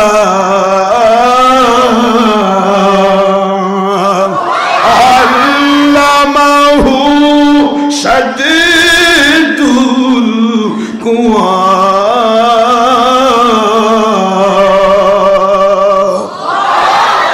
শরীফের সূরাতুন নজম 3, 4 এবং 5 নম্বর আয়াতে কারিমা 57 নম্বর মন্দির শুনবেন। কষ্ট হচ্ছে আপনাদের? 27 নম্বর পারা 53 নম্বর সূরা আল্লাহ পাক সূরাতুন নজমের 3, 4 এবং 5 নম্বর আয়াত দিয়ে বলেছেন, দুনিয়ার মুসলমান আমার নবী একটি কথাও বানিয়ে বানিয়ে বলেন না, একটা কাজও বানিয়ে বানিয়ে করেন না, যা বলেন যা করেন তা আমি আল্লাহর পাঠানো ওহী। ওহি ছাড়া আমার নবী কথা বলেন না, ওহি ছাড়া আমার নবী কাজ করেন না। আমার নবীদের কাউকে শিক্ষক বানাই নাই যে ইচ্ছা মতো তিনি বলবেন অন্য কারো কথা শুনে। আমার নবীজির শিক্ষক দুনিয়ার কাউকে আমি বানাতে চাই না, কারণ আমি আল্লাহর পরে আমার নবীর মাকাম, আমি শ্রেষ্ঠত্বের মাকাম দিতে চাই। এই জন্য আমার নবীর শিক্ষক কেবলমাত্র আমি আল্লাহ। একটু জোরে বলতে হবে সুবহানাল্লাহ। আমার নবীর শিক্ষক কেবল আমি আল্লাহ, আর আমার নবী কেবলমাত্র আমার ছাত্র, একমাত্র আল্লাহর ছাত্র নবী, আর কারো নয়। যার কারণে আল্লাহর পরেই শ্রেষ্ঠ আখেরি নবী। ওনাকে অন্য কেউ পড়ালে সেই ব্যক্তি শ্রেষ্ঠ হতো। বুঝতে অসুবিধা হয়? তাকেও বলা হলো মূর্খ নবী। কোন দিকে যাবেন মুসলমান? আমাদেরকে খেলাফতের পক্ষে আসতে হবে, ইমাম মাহদির পক্ষে আসতে হবে, হুকুমতের পক্ষে আসতে হবে। কিন্তু হুকুমতের পথে বাধা হলো নবীর শানে দুশ্মনী, নবীর শানে বেয়াদবি। আল্লাহর কসম বাবারা, পৃথিবীর কেউ নবীকে অস্বীকার করে ইনসাল করে আল্লাহ পায় নাই। পাইছে? পৃথিবীর কেউ পাইছে? কেউ পায় নাই, পাবেও না কোনোদিন। এখন আপনি বলুন, সূরাতুন নজম দিয়ে কি প্রমাণ হলো? নবী ভুল করলে আল্লাহ ভুল করেছে। আস্তাগফিরুল্লাহ কবেন না? তাহলে নবীর 6 জায়গায় ভুল হয়েছে না, একটা জায়গায় ভুল হয়েছে বললে, একটা জায়গায় নবী ভুল করেছে বললে ভুলটা হলো কার? শিক্ষা দিয়েছেন কে? ওহিটা কার? তাহলে ওহি ভুল হয়েছে এই কথা যে বলবে, আসমান থেকে নাজিল হলো ওটা ইবলিস, শয়তান। এই ভার্সিটির মালদের জন্য এগুলাই জিন্দা ওলি, জিন্দা শয়তান। ওলি কাকে বলা হবে? কোরআন সুন্নাহ ইজমা কিয়াস এমন ভাবে মানবে, এমন ভাবে এগুলি মানুষকে মানানোর চেষ্টা করবে যে ব্যাপারে আমার মালিক খুশি হয়ে নিয়ামত ঢেলে দেবেন। কথা বলেন জুড়ে। নিয়ামত ঢেলে দিবেন। নিয়ামত ঢেলে পাওয়ার মতো ব্যাখ্যা যারা করবে ওরা হবে আল্লাহর ওলি। আতিউল্লাহ ওয়া আতিউর রাসূল ওয়া উলিল আমরি মিনকুম। সূরাতুন নিসা 4 নম্বর সূরা 5 নম্বর পারা, মদিনা অবতীর্ণ আইন, আয়াত শরীফ নম্বর 59। আল্লাহ বলে দিলেন, আমার তাওহীদের দরজায় তালা মারা আছে, খুলতে যদি চাও ওয়া আতিউর রাসূল, আমার রিসালাতের রাসূলকে ভালোবেসে মেনে নাও, আমার তাওহীদের দরজা খুলে যাবে। যা ইচ্ছা তাই পাবে, যা চাইবে তাই পাবে। কারণ আমি রব্বুল আলামিনের গোটা জগতের ভিতরে রহমাতুল লিল আলামিন আর কাউকে আমি বানাই নাই, একজনকেই বানাইলাম, তার নাম মুহাম্মাদুর রাসূলুল্লাহ সাল্লাল্লাহু আলাইহি ওয়াসাল্লাম। ওয়া মা আরসালনাকা ইল্লা রাহমাতাল লিল আলামিন। কোরআন শরীফের সূরাতুল আম্বিয়া আলাইহিমুস সালাম আয়াত শরীফ নম্বর 107, 17 নম্বর পারা, 17 নম্বর পারা, 21 নম্বর সূরা। মক্কায় অবতীর্ণ হলেন, আল্লাহ বলে দিলেন দুনিয়াবাসী, দুনিয়ার সবই আমার সৃষ্টি, আরশ আজিমও আমার সৃষ্টি, লৌহ কলমও আমার সৃষ্টি, নবী রাসূল আলাইহিস সালাম সবই আমার সৃষ্টি, আমার আখেরি নবীও আমার সৃষ্টি। কিন্তু আরশে আজিম সৃষ্টি আমার, নবীও আমার সৃষ্টি। আরশে আজিম নবীর জন্য রহমত নয়, আমার নবী আরশে আজিমের জন্য রহমত। একটু জোরে বলতে হবে সুবহানাল্লাহ। কিছু জালিম মুন্সি আছে কয় আল্লাহর নবীর পায়ের ধুলা আরশে তুললো, এটা কত বড় অপমান হলো। জালিম মুন্সি কয় কি? আরশে আজিম আল্লাহর সৃষ্টি, আখের নবী আল্লাহর সৃষ্টি। প্রমাণ দিতে হবে আরশে আজিম কি আল্লাহর জগতের সৃষ্টি, জগতের রহমত না আখেরি নবী সৃষ্টি জগতের জন্য রহমত। ওয়ামা আরসালনাকা না কুম আছে, তা কা মানে একজন আখেরি নবী। সুবহানাল্লাহ বলেন। আপনি কেবল রহমাতুল লিল আলামিন, আপনাকে ভালোবেসে যে মানবে, আমি আল্লাহর রহমত দুনিয়া আখিরাতে পেয়ে ধন্য হবে। ওমা আরসালনাকা ইল্লা রাহমাতাল লিল আলামিন। কিছু ডেরবেটে মুন্সি আছে, দাড়ি নাই, মোছ নাই, ছিলা মুন্সি, দু চারটা ফেসবুকে লেখালেখি করে, লিখতে মোহাম্মদ সাল্লামের পায়ের ধুলি এই মানে কোসল মোসল করে, পায়ের ধুলি আরো সে আজিমে তোলা। আসলে এগুলা কোনো হাদিস নাহলে জাল হাদিস। তুমি নিজেই তো জাল, তুমি জাল দেখেই তো নবীর হাদিসকে জাল বলো। হাদিস জাল মানে কি? আল হাদিসু মা ইয়াদিফু কাওলান নবী সাল্লাল্লাহু আলাইহি ওয়াসাল্লাম আও ফিলিহি আও তাকরিরিহি ফাহুল হাদিস। হাদিসের সংজ্ঞা হচ্ছে আমার নবীর কথা হাদিস, নবীজির কাজ হাদিস, নবীজির মৌন সম্মতি তার সামনে করা হয়েছে, হুজুর চুপ থেকেছেন, হাদিস। এখন আপনি যে বলেন হাদিস জাল, তাহলে নবীর কথা জাল। আপনি যে বলেন হাদিস জাল, তাহলে নবীজির কাজ জাল। নাউজুবিল্লাহ বলবেন না মুসলমান? হাদিস জাল বলা মানে এটা হলো আমার নবীর উপর মিথ্যা অবাদদানকারী বেঈমান। হাদিস তো জাল হবে না, হাদিসের সনদ জাল হতে পারে, সনদ আলাদা জিনিস, সনদ কত আলাদা, কিন্তু হাদিস জাল হবে না। হাদিস আল্লাহর নবীর কথা, ওহী। এখন হুজুর বলতেছেন আরশে আজিম আমি উঠেছি, আমার রবকে আমি উত্তম ভাবে দেখেছি। আর আপনি বলতেছেন নবী দেখা সম্ভব নয়, কারণ নবী আমাদের মতো মানুষ, আমরা দেখি না, নবী কেমনে দেখে? আপনার এই কিয়াস তো আমার দরকার নাই। যেখানে হাদিস আছে সেখানে কিয়াস হবে? আমি কেবলই তো বললাম আল্লাহ যা ফায়সালা দিয়েছেন, নবী যা ফায়সালা দিয়েছেন, তার মধ্যে একটু চুচেরা করা মুমিনের কাজ নয়। কার কাজ? বেঈমানের কাজ। সূরা আহজাব 36 নম্বর আয়াত, সূরাতুন নিসা 65 নম্বর আয়াত। তাহলে আপনি বলতেছেন নবীজির পা মুবারকের ধুলি যায়নি, আচ্ছা ঠিক আছে, এ কথাটা আপনার ক্ষণিককালের জন্য আমি মেনে নিলাম। কিন্তু কোন জীবনে কি আকাইদে নাসাফি পড়ার সুযোগ হয়েছে? আকাইদে নাসাফি, আকাইদে ফিকে আকবরলে আবু হানিফা, আকাইদে দেওবন্দ মোহান্নাল মোহান্নাদ। আজকে দেওবন্দি মুন্সি তো কাঁদকে বেড়ায়, কিন্তু দেওবন্দি মুন্সি দেওবন্দি আকাইদি মানে না। আকাইদে দেওবান মোহান্নাদ মুফান্নাদ, আকাইদে তোহাবি হানাফি মাযহাবের সবচেয়ে উত্তম আকাইদের কিতাব। তাহলে আকাইদের কিতাবে কি স্পষ্ট হয়েছে?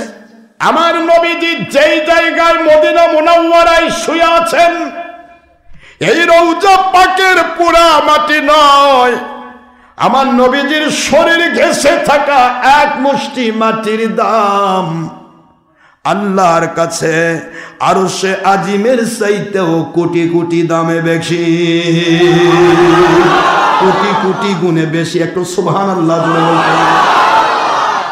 নবীজির শরীর মোবারক লেগে থাকা রওজা পাকের এক মুষ্টি মাটি আরশে আজিমের চাইতে আল্লাহর কাছে কোটি কোটি গুণে বেশি দামি। এটা কোত্থেকে, এই আকাইদটা কোথায় থেকে শ্রেণী হয়েছে? ওই জায়গা থেকে আমার নবীজির পা মোবারকের ধুলি দিয়ে আল্লাহর আরশে আজিম ধন্য হয়েছে। যে নবীর পা মোবারকের ধুলি দিয়ে আরশে আজিম ধন্য হয়, সেই নবীর শরীর মোবারকের ধুলি দিয়ে মদিনার মাটি কেন আরশের চেয়ে শ্রেষ্ঠ হবে না? সুবহানাল্লাহ বলতে হবে মুসলমান। শ্রেষ্ঠত্ব বুঝতে হবে। আল্লাহ বলেছেন রফা'না লাকা যিকরাক, ও বন্ধু আমি আপনার জিকিরকে উচ্চ করেছি। উচ্চ কত দূর? উচ্চ কত দূর? উচ্চ কত দূর? ওহুয়া বিল উফুকিল আ'লা।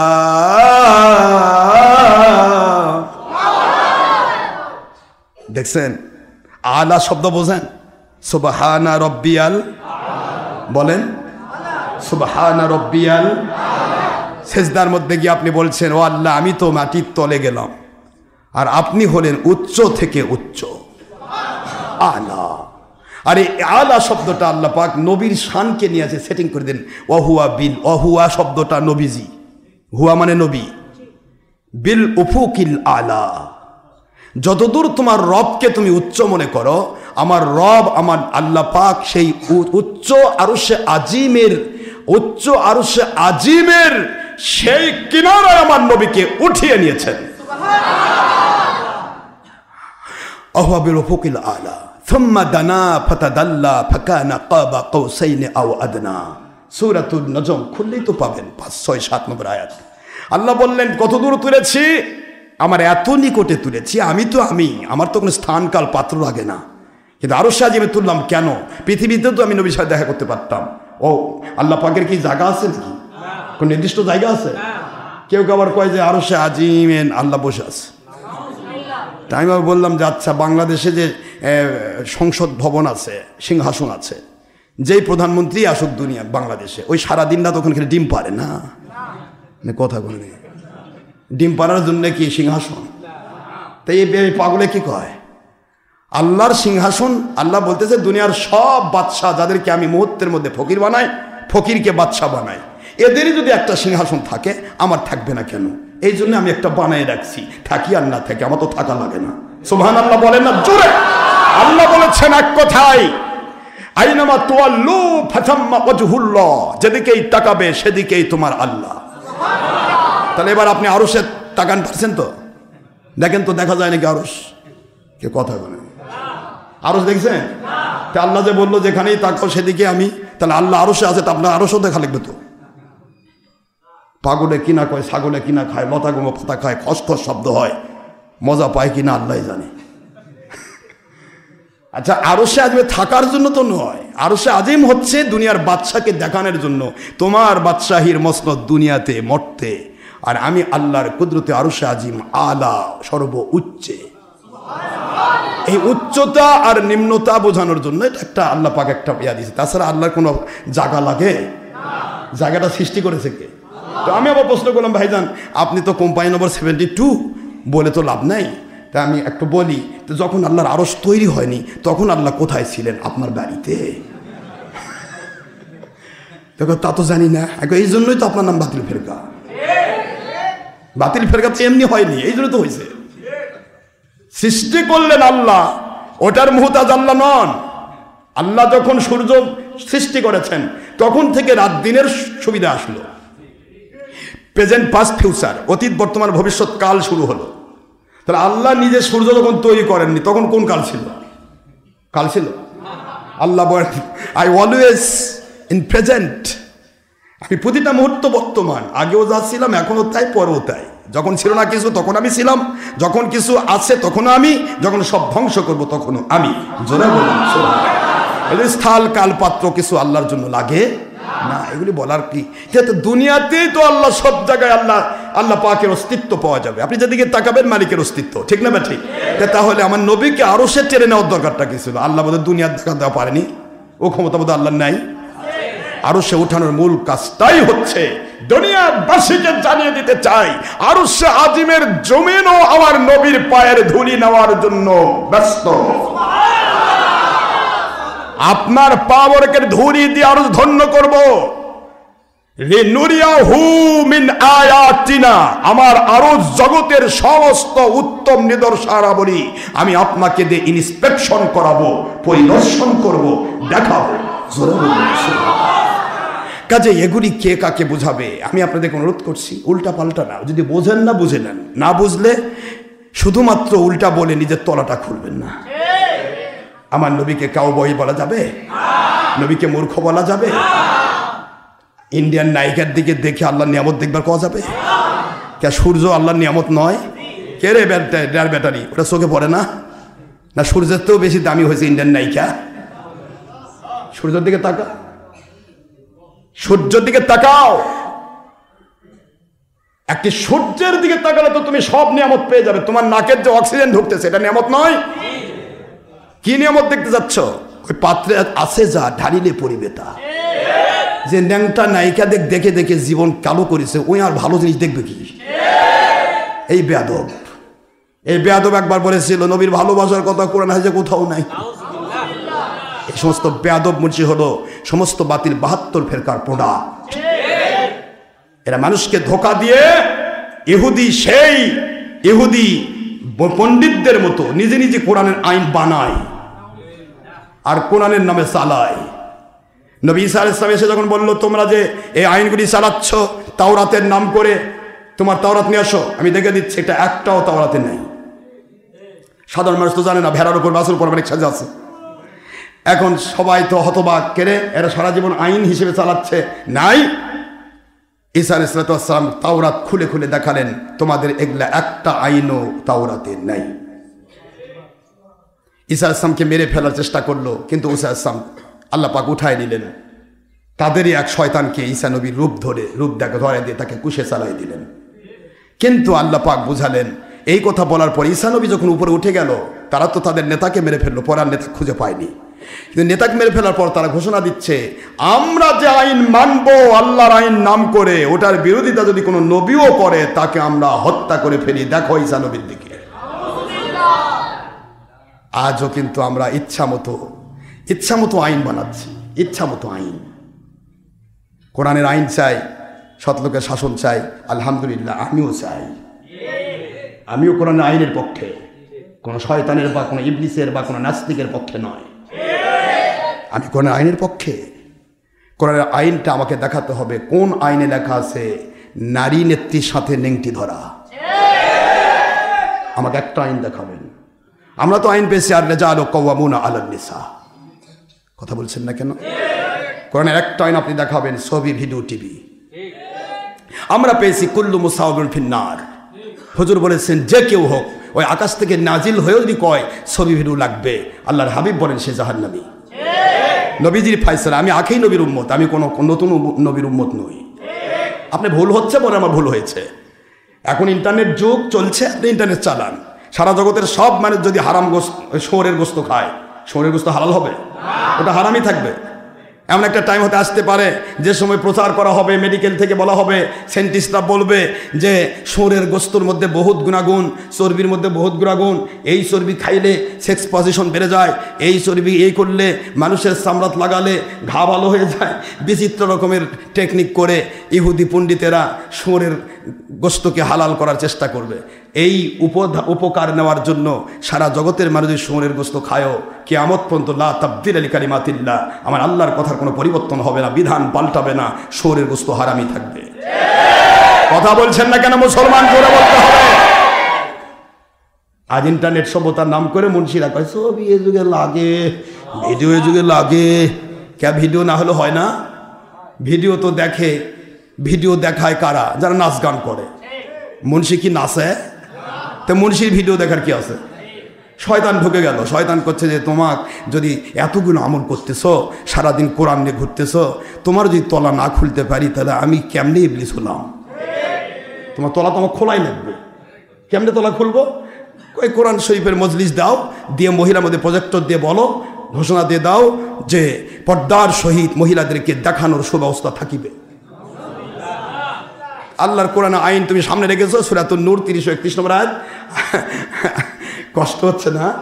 কুল্লিল মুমিনিনা ইয়াগুদ্দু মিন আবসারিহিম ওয়া ইয়াহফাযু ফুরুজাহুম যালিকা আযকা লাহুম ইন্নাল্লাহা খাবীরুম বিমা ইয়াসনাউন কুল্লিল মুমিনাতি ইয়াগুদ্দুনা মিন আবসারিহিন্না ওয়া ইয়াহফাযনা ফুরুজাহুন্না। আল্লাহ পাক রব্বুল আলামিন বললেন সূরাতুন নূর ৩৩১ নম্বর আয়াত ১৮ পারা ২৪ নম্বর সূরা মদিনাতুন আইন। আল্লাহ বলেন যে পরনারীর দিকে পরপুরুষের চোখ পড়তেই পারে, আমি না করিনি। সাধারণ মানুষ উল্টাপাল্টা চলছে, পড়তেই পারে। রাস্তাঘাটা চলতেছে, খেলাফত জারি না হওয়া পর্যন্ত মহিলা পুরুষ একাকার থাকবেই, ঠিক না? ঠিক। কিন্তু প্রশ্ন হলো যদি পড়ে যায় তখন কি করবে তোমরা? আমি আইন দিলাম শাশ্বত বিধান দিয়ে, হাইটা লো করে দাও, লংটা ডিফার দাও, অবনত করো। তুমি যে অবনত করেছ কেউ দেখা লাগবে না, আমি আল্লাহ দেখবো, কোরআনের আইন মানার সওয়াব দিয়ে দেব। তুমি বারবার দেখতেছো, কেউ দেখা লাগবে না, আমি দেখবো। তোমাকে শয়তানের প্রবঞ্চনায় পড়ে যাওয়া নফসের গোলাম হিসেবে সাব্যস্ত করে গুনাহগার বানাবো। আর যদি তুমি কয় এ যুগে লাগবে, মহিলা না দেখলে কি হয়? চারদিকে মহিলা না দেখলে কি থাকা যায়? তা আলহামদুলিল্লাহ, তাহলে তুমি কোরআন অস্বীকারী পাকা মুসলমান, খালি তলা নেই। কথা কয় নাকি, কি বলেন নাকি? প্রশ্ন তো এইটাই। মুমিনও তো পুরুষের তো কথা একই, মহিলার কথা তো একই।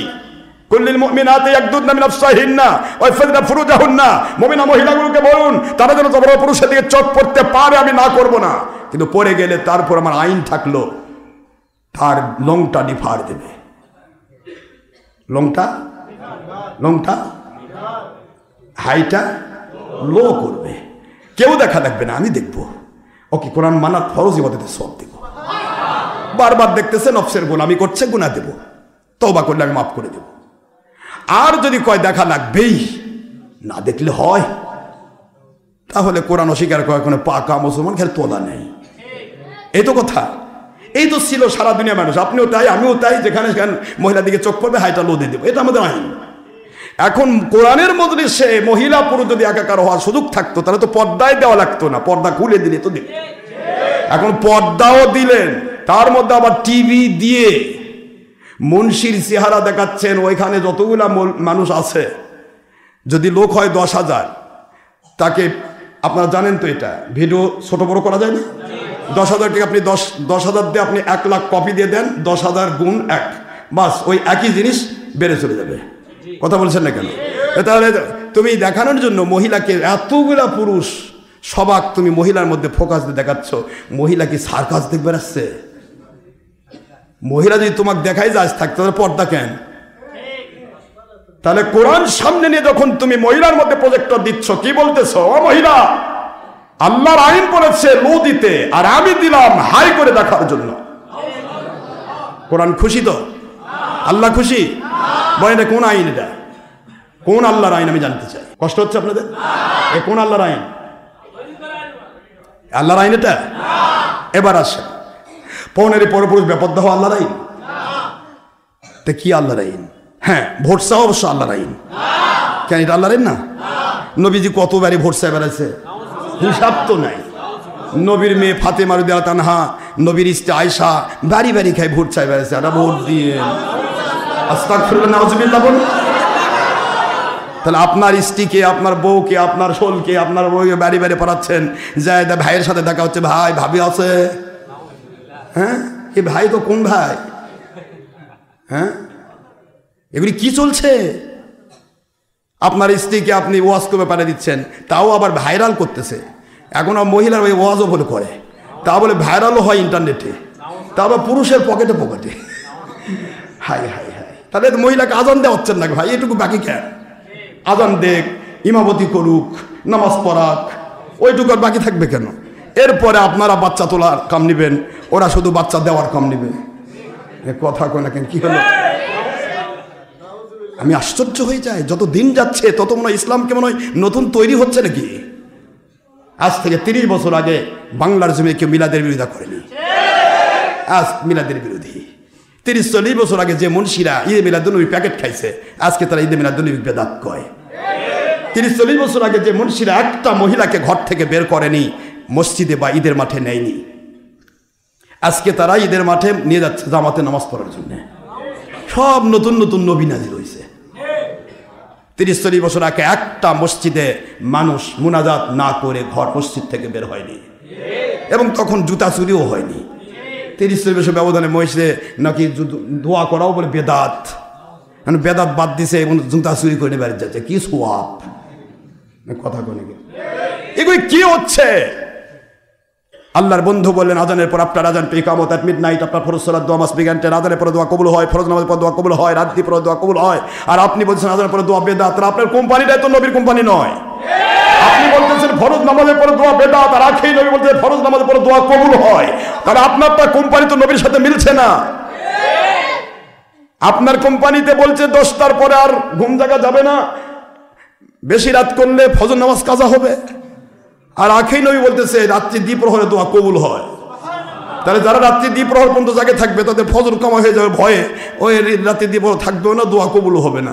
তাহলে কোম্পানি তো আপনার মিলতেছে না। যেখানেই যাবেন আমি পায়ে হাত দিয়ে বলছি, নবীকে নেগলেক্ট করবেন না। নবীজি পাক, নবীজি তিনি নবী। আল্লাহ বলেছেন, এক কথায় বলেছেন নবী, আমি আল্লাহ সৃষ্টি করেছি আপনাকে শুধুমাত্র আমার তাওহীদের প্রচার ঘটানোর জন্য। আল্লাহর বন্ধুকে তাওহীদের প্রচারক বানানো হলো। মার কাছে চাবি নেন, এবার তালা খোলেন, ডাইরেক্ট রসগোল্লা। আমার আল্লাহ বলেন, নবীকে ভালোবেসে মেনে নাও, আমি আল্লাহর তাওহীদের দরজা খুলে গেল, যা চাইবা তাই পাইবা। আমার রাসূল যখন ইন্তেকাল করবেন, হায়াতুন নবী হিসেবে যখন দিদারে এলাইতে যাবেন, তখন তোমার কাজ হবে, শোনা, তখন তোমার কাজ হচ্ছে ওয়া উলিল আমরি মিনকুম, যিনি ওলি হবেন হক্কানি উলিল আমর, কোরআন সুন্নাহকে এমন ভাবে মানবে, নামাজ রোজা হজ যাকাত এমন ভাবে করবে, হারাম সুদ ঘুষ জানাবে, বিচার চুরি ডাকাতি খুন খারাপি, দেশের ক্ষতি, জাতির ক্ষতি, ইসলামের ক্ষতি, জঙ্গিপনা সন্ত্রাসীপনা, মানুষ খুন, ইয়াবা গাঁজা হেরোইন যাবতীয় হারাম মাদক দ্রব্য, বিড়ি সিগারেট গুল তামাক দ্রব্য ছেড়ে দিবে, ফেলে দিবে। মহিলা পুরুষ বেপরদা হবে না, গান বাজনা করবে না, ছবি ভিডিও টিভির মধ্যে ডুবে থাকবে না, কোনো সময় চুল দাড়িতে কলপ লাগাবে না, কোনো সময় নেল পালিশ অথবা উল্কি আঁকাবে না, কোনো সময় হিংসা বিদ্বেষ অহংকার লোভ মিথ্যাচার থাকবে না। এমন ধরনের উলিল আমর যারা হবে, সে ভিক্ষুক হোক আর বাচ্চা হোক, দেখা হবে না। ওকে মেনে নাও, আমি আল্লাহর আমার রসুলকে মানার মতো মেনে নবীর জান্নাতের সাথী হতে পারবে।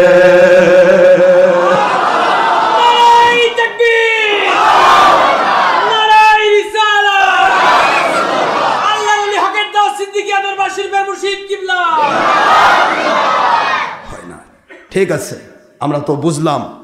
তাহলে আইনগুলা কি কি? এক নম্বর, গণতন্ত্র তো আল্লাহর আইন, তা কি বলেন আপনারা? আল্লাহর আইন না?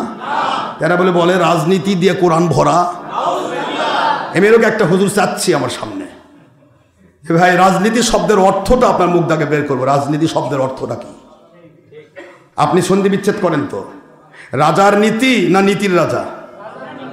নীতির রাজা যদি বলে তাহলে এটা এখানে নীতির রাজা যদি রাজনীতিক বলে তাহলে মূর্খ, ওই সন্ধি বিচ্ছেদও জানে না। যে নীতির রাজা বলবে এটা মূর্খ, সে সমাসও জানে না। এটা ষষ্ঠী তৎপুরুষ, ষষ্ঠী তৎপুরুষ। দেখেন আপনি, রাজার নীতি রাজ, রাজার সিংহাসন রাজ, রাজার হাঁস। তাহলে আপনি রাজার নীতি দিয়ে কোরআন ভরে নিলেন, তা আল্লাহর নীতি গেল কই? নবীর নীতি, ইসলাম নীতি, এই কথা কয় না। তা আপনি রাজার নীতি দিয়ে কোরআন ভরাইছেন। রাজা মহারাজা এগুলো হিন্দু, রাজা মহারাজা ছিল, এরা মানুষের প্রতি জুলুম করেছে, অত্যাচার করেছে। আর দেশ বিদেশের সারা জগতের বাদশাদের সৃষ্টিকারী আমার আল্লাহ। আমার মালিক রাজা নয়, আমার মালিক খলিক রব, তিনি আল্লাহ, তিনি পাওয়ার। আর তার হাবিব হলেন হাবিবুল্লাহ, আল্লাহর বন্ধু। আপনি কোথায় যাচ্ছেন? গণতন্ত্রের ইতিহাসটা তো ভুলে গেলেন। ডেমোক্রেসি যে government for the people, by the people, of the people, it democracy. আপনি কেন, আমার সবচেয়ে বড় কষ্ট, বাংলার জমিনে আজকে 1 নয় 2 নয় কমের পক্ষে 10 লক্ষ মৌলবি মুন্সি বাস করে। এই 10 লক্ষ মুন্সি যদি 10টা করে লোক খেলাফতের পক্ষে তৈরি করে, ইউনূস সরকারকে যেমন লাগালেন ওইভাবে বাংলাদেশে খেলাফত নিয়ে আসা সম্ভব। কথা কন না কেন? দাদু যে না খুশি হবে, কথা কন। কেউ চলে এই যে আমাদের দাদুর আন্ডারে, কেউ চলে দাদুর আন্ডারে। আল্লাহ কয় তোরা তো ওই দাদুই দরকার, আমার তো দরকার নাই। কাজে ওই দাদুকে খুশি করবি, এই দাদুর পিটুন খাবি, এই দাদুকে খুশি করবি, ওই দাদুর পিটুন খাবি। এই পিটুন খেয়ে তোদের জিন্দগি চলবে। মাঝখানে বলবি আমি বড় বড় হুজুর, বড় বড় হুজুর। আমার মালিক বলেছেন বিবাদের কিতাব বিবাদ, আজ যাচ্ছে না, গভীর হয়ে গেছে সময়। এই যে এটা নিয়েও দেখেন, এই যে সময় গেল, সময় যাচ্ছে। আমি কি এখানে 1 মিনিট সময় কি অচল ব্যবহার করেছি? আপনারা ক্লাস 4 একটা বই, এই বইয়ের 29 পৃষ্ঠায় বুখারী শরীফের হাদিসের ভিত্তিতে নামাজের টাইম দেওয়া হয়েছে। জোহর জুমার ওয়াক্ত শুরু হবে মানুষের ছায়া হেলে যাওয়ার পর থেকে, শেষ হবে ওই ছায়াটা দ্বিগুণ হওয়ার পর। দ্বিগুণ, 2 গুণ। এই 2 গুণের পরে আসে আসরের রক্ত। সুবহানাল্লাহ বলবেন না? মাঝখানের রক্তটা হচ্ছে এই পিরাটাই জোহর জুমার রক্ত। এখন আমি এখানে যদি 3টায় পড়াই বা 3:30টায় পড়াই, মুন্সি দেখবেন আপনার এলাকায় মুন্সিরা কইন হুজুর 3টার সময় নামাজ পড়ে হুজুর, ওই দেখবেন ওটাই পাইছে। এমনি তো নাচুনি বুড়ি, তার উপর দিচ্ছেন ঢোলের বাড়ি, তিরিং ভিরিং করে কবে আনটাইমে নামাজ পড়াছে, নামাজের টাইম নাই, এটা ভণ্ড। এখন কয় দিল ভণ্ড, আনটাইমে নামাজ পড়েছে। এখন আমার নবী কোরআনের আইন দিয়েছেন আসরের রক্ত আসার আগ পর্যন্ত জোহরের রক্ত থাকবে। এখন এই মুন্সি ওই একটা কথা কয়ে তো তলা খুলে গেল নাকি? ওই নতুন নবী যে সময় নামাজের টাইম, আপনাকে টাইম স্বীকার করতে হবে। আপনি সামনেই পড়েন আর পিছেই পড়েন, কিন্তু টাইম স্বীকার করতে হবে। আর যদি কোন টাইম নাই, নবী বললেন টাইম আছে।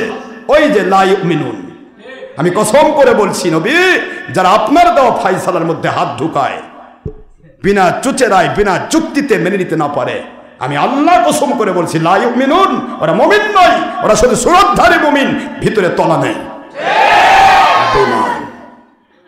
কোরআন আইন তুমি মানতে পারো না, তুমি তোমার কমিটির গোলামি করো। এক মানুষে তো 2 গোলামি হয় না। একদিকে কমিটিরও গোলাম, একদিকে আল্লাহরও গোলাম। আপনি তো পারবেন না সঠিকভাবে চলতে। কিন্তু আশরাফ সিদ্দিকী কমিটির গোলামি করে না বলেই সে সঠিকভাবে আমার মালিকের গোলামিটা করার একটা সুযোগ পাইছে। এটা গোলামি। এই সুযোগটা তুমি দিবা না। মানুষকে ভুল বোঝাচ্ছ, নামাজে আনটাইমে পড়ে, 3টার সময় নামাজ হয়, ভণ্ড। আমি বলে 3টার সময় নামাজ পড়ে ভণ্ড হয়ে গেছি। তাহলে আল্লাহর হাবিব দিলেন নামাজ সেই আসরের রক্ত পর্যন্ত। 3টার সময় আসর আসে? আসর তো এখন 4:30টায়। তাহলে 4:30টায় কয় আর 3টা কয়? 1.5 মিনিট, এই 1.5 ঘন্টার টাইম মুন্সি কি পকেটের 22 নম্বর পকেটে ঢুকে রাখছে? এটা গেল তো এই টাইমটা। তাহলে মিথ্যা কথা বলে মানুষকে ধোকা দেওয়া হচ্ছে। ওই একই কাম করতো ইহুদি পণ্ডিতেরা। ইহুদি পণ্ডিতরা বলতো যে নবীগণ যদি আমাদের আইনের বিরুদ্ধে কথা বলে আমরা তাদের হত্যা করব। আজকেও তাই হচ্ছে। আজকে যেই সত্য বলবে তাকে ভণ্ড বলে সাধারণ ভেড়াদেরকে বোঝানো হবে, ভেড়া তুমি ভ আর আমি বাসুর ব। কথা বললেন না কেন? প ফ ভ ব ভ ম ম ম বর্গ না, এটা কথা কয় নাকি?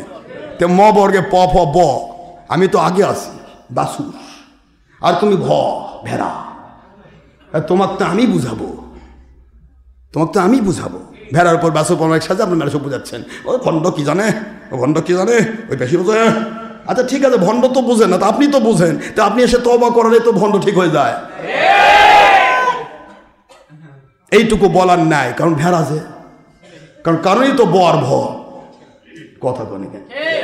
যদি ভ না হতো, ভেড়া না হতো, এই মুন্সির অনুসারী, অন্ধ অনুসারী, তাহলে অবশ্যই তারে বলতে, হুজুর যদি ভণ্ডই হয়তো এখানে বলতেছেন কেন, চলেন যাই হুজুর ভণ্ডতে ঠিক করে ফেলি। বলতে পারতো না, কারণ ও ভালো করে জানো। তখন ভক কবে, তুমি বুঝবা না, তুমি ভেড়া তো, ওখানে গেলে আমার ভণ্ডামি ফাঁস হবে। আমার কথা কি বুঝতে পেরেছেন? কি বলবো আপনাদের, সত্যকে বলতে দিবে না।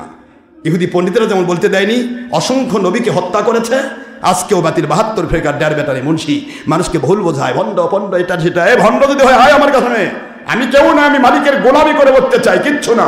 একদিকে সারা জগতের বাদশাহী, আর একদিকে বলবে তোর জান নেওয়া হবে। মাঝখানে হলো তুমি ইমানটা দাও, আমাদের এই 2 নম্বরটা মেনে নাও। আমি জান দিয়ে দেব, কিন্তু সারা জগতের বাদশাহী নিব না। ইমান হরণের ক্ষেত্রে বেঈমানি, আমি ইমান বিক্রি করব না ইনশাআল্লাহ। তুমি কেন মিথ্যা বলছো? আসো, আমরা গোলামি করতে চাই তো, আল্লাহর গোলামি করব। যে সময়টা আমরা দিলাম 1 ঘন্টা বা 2 ঘন্টা, এর মূল্য আল্লাহ দেবে না?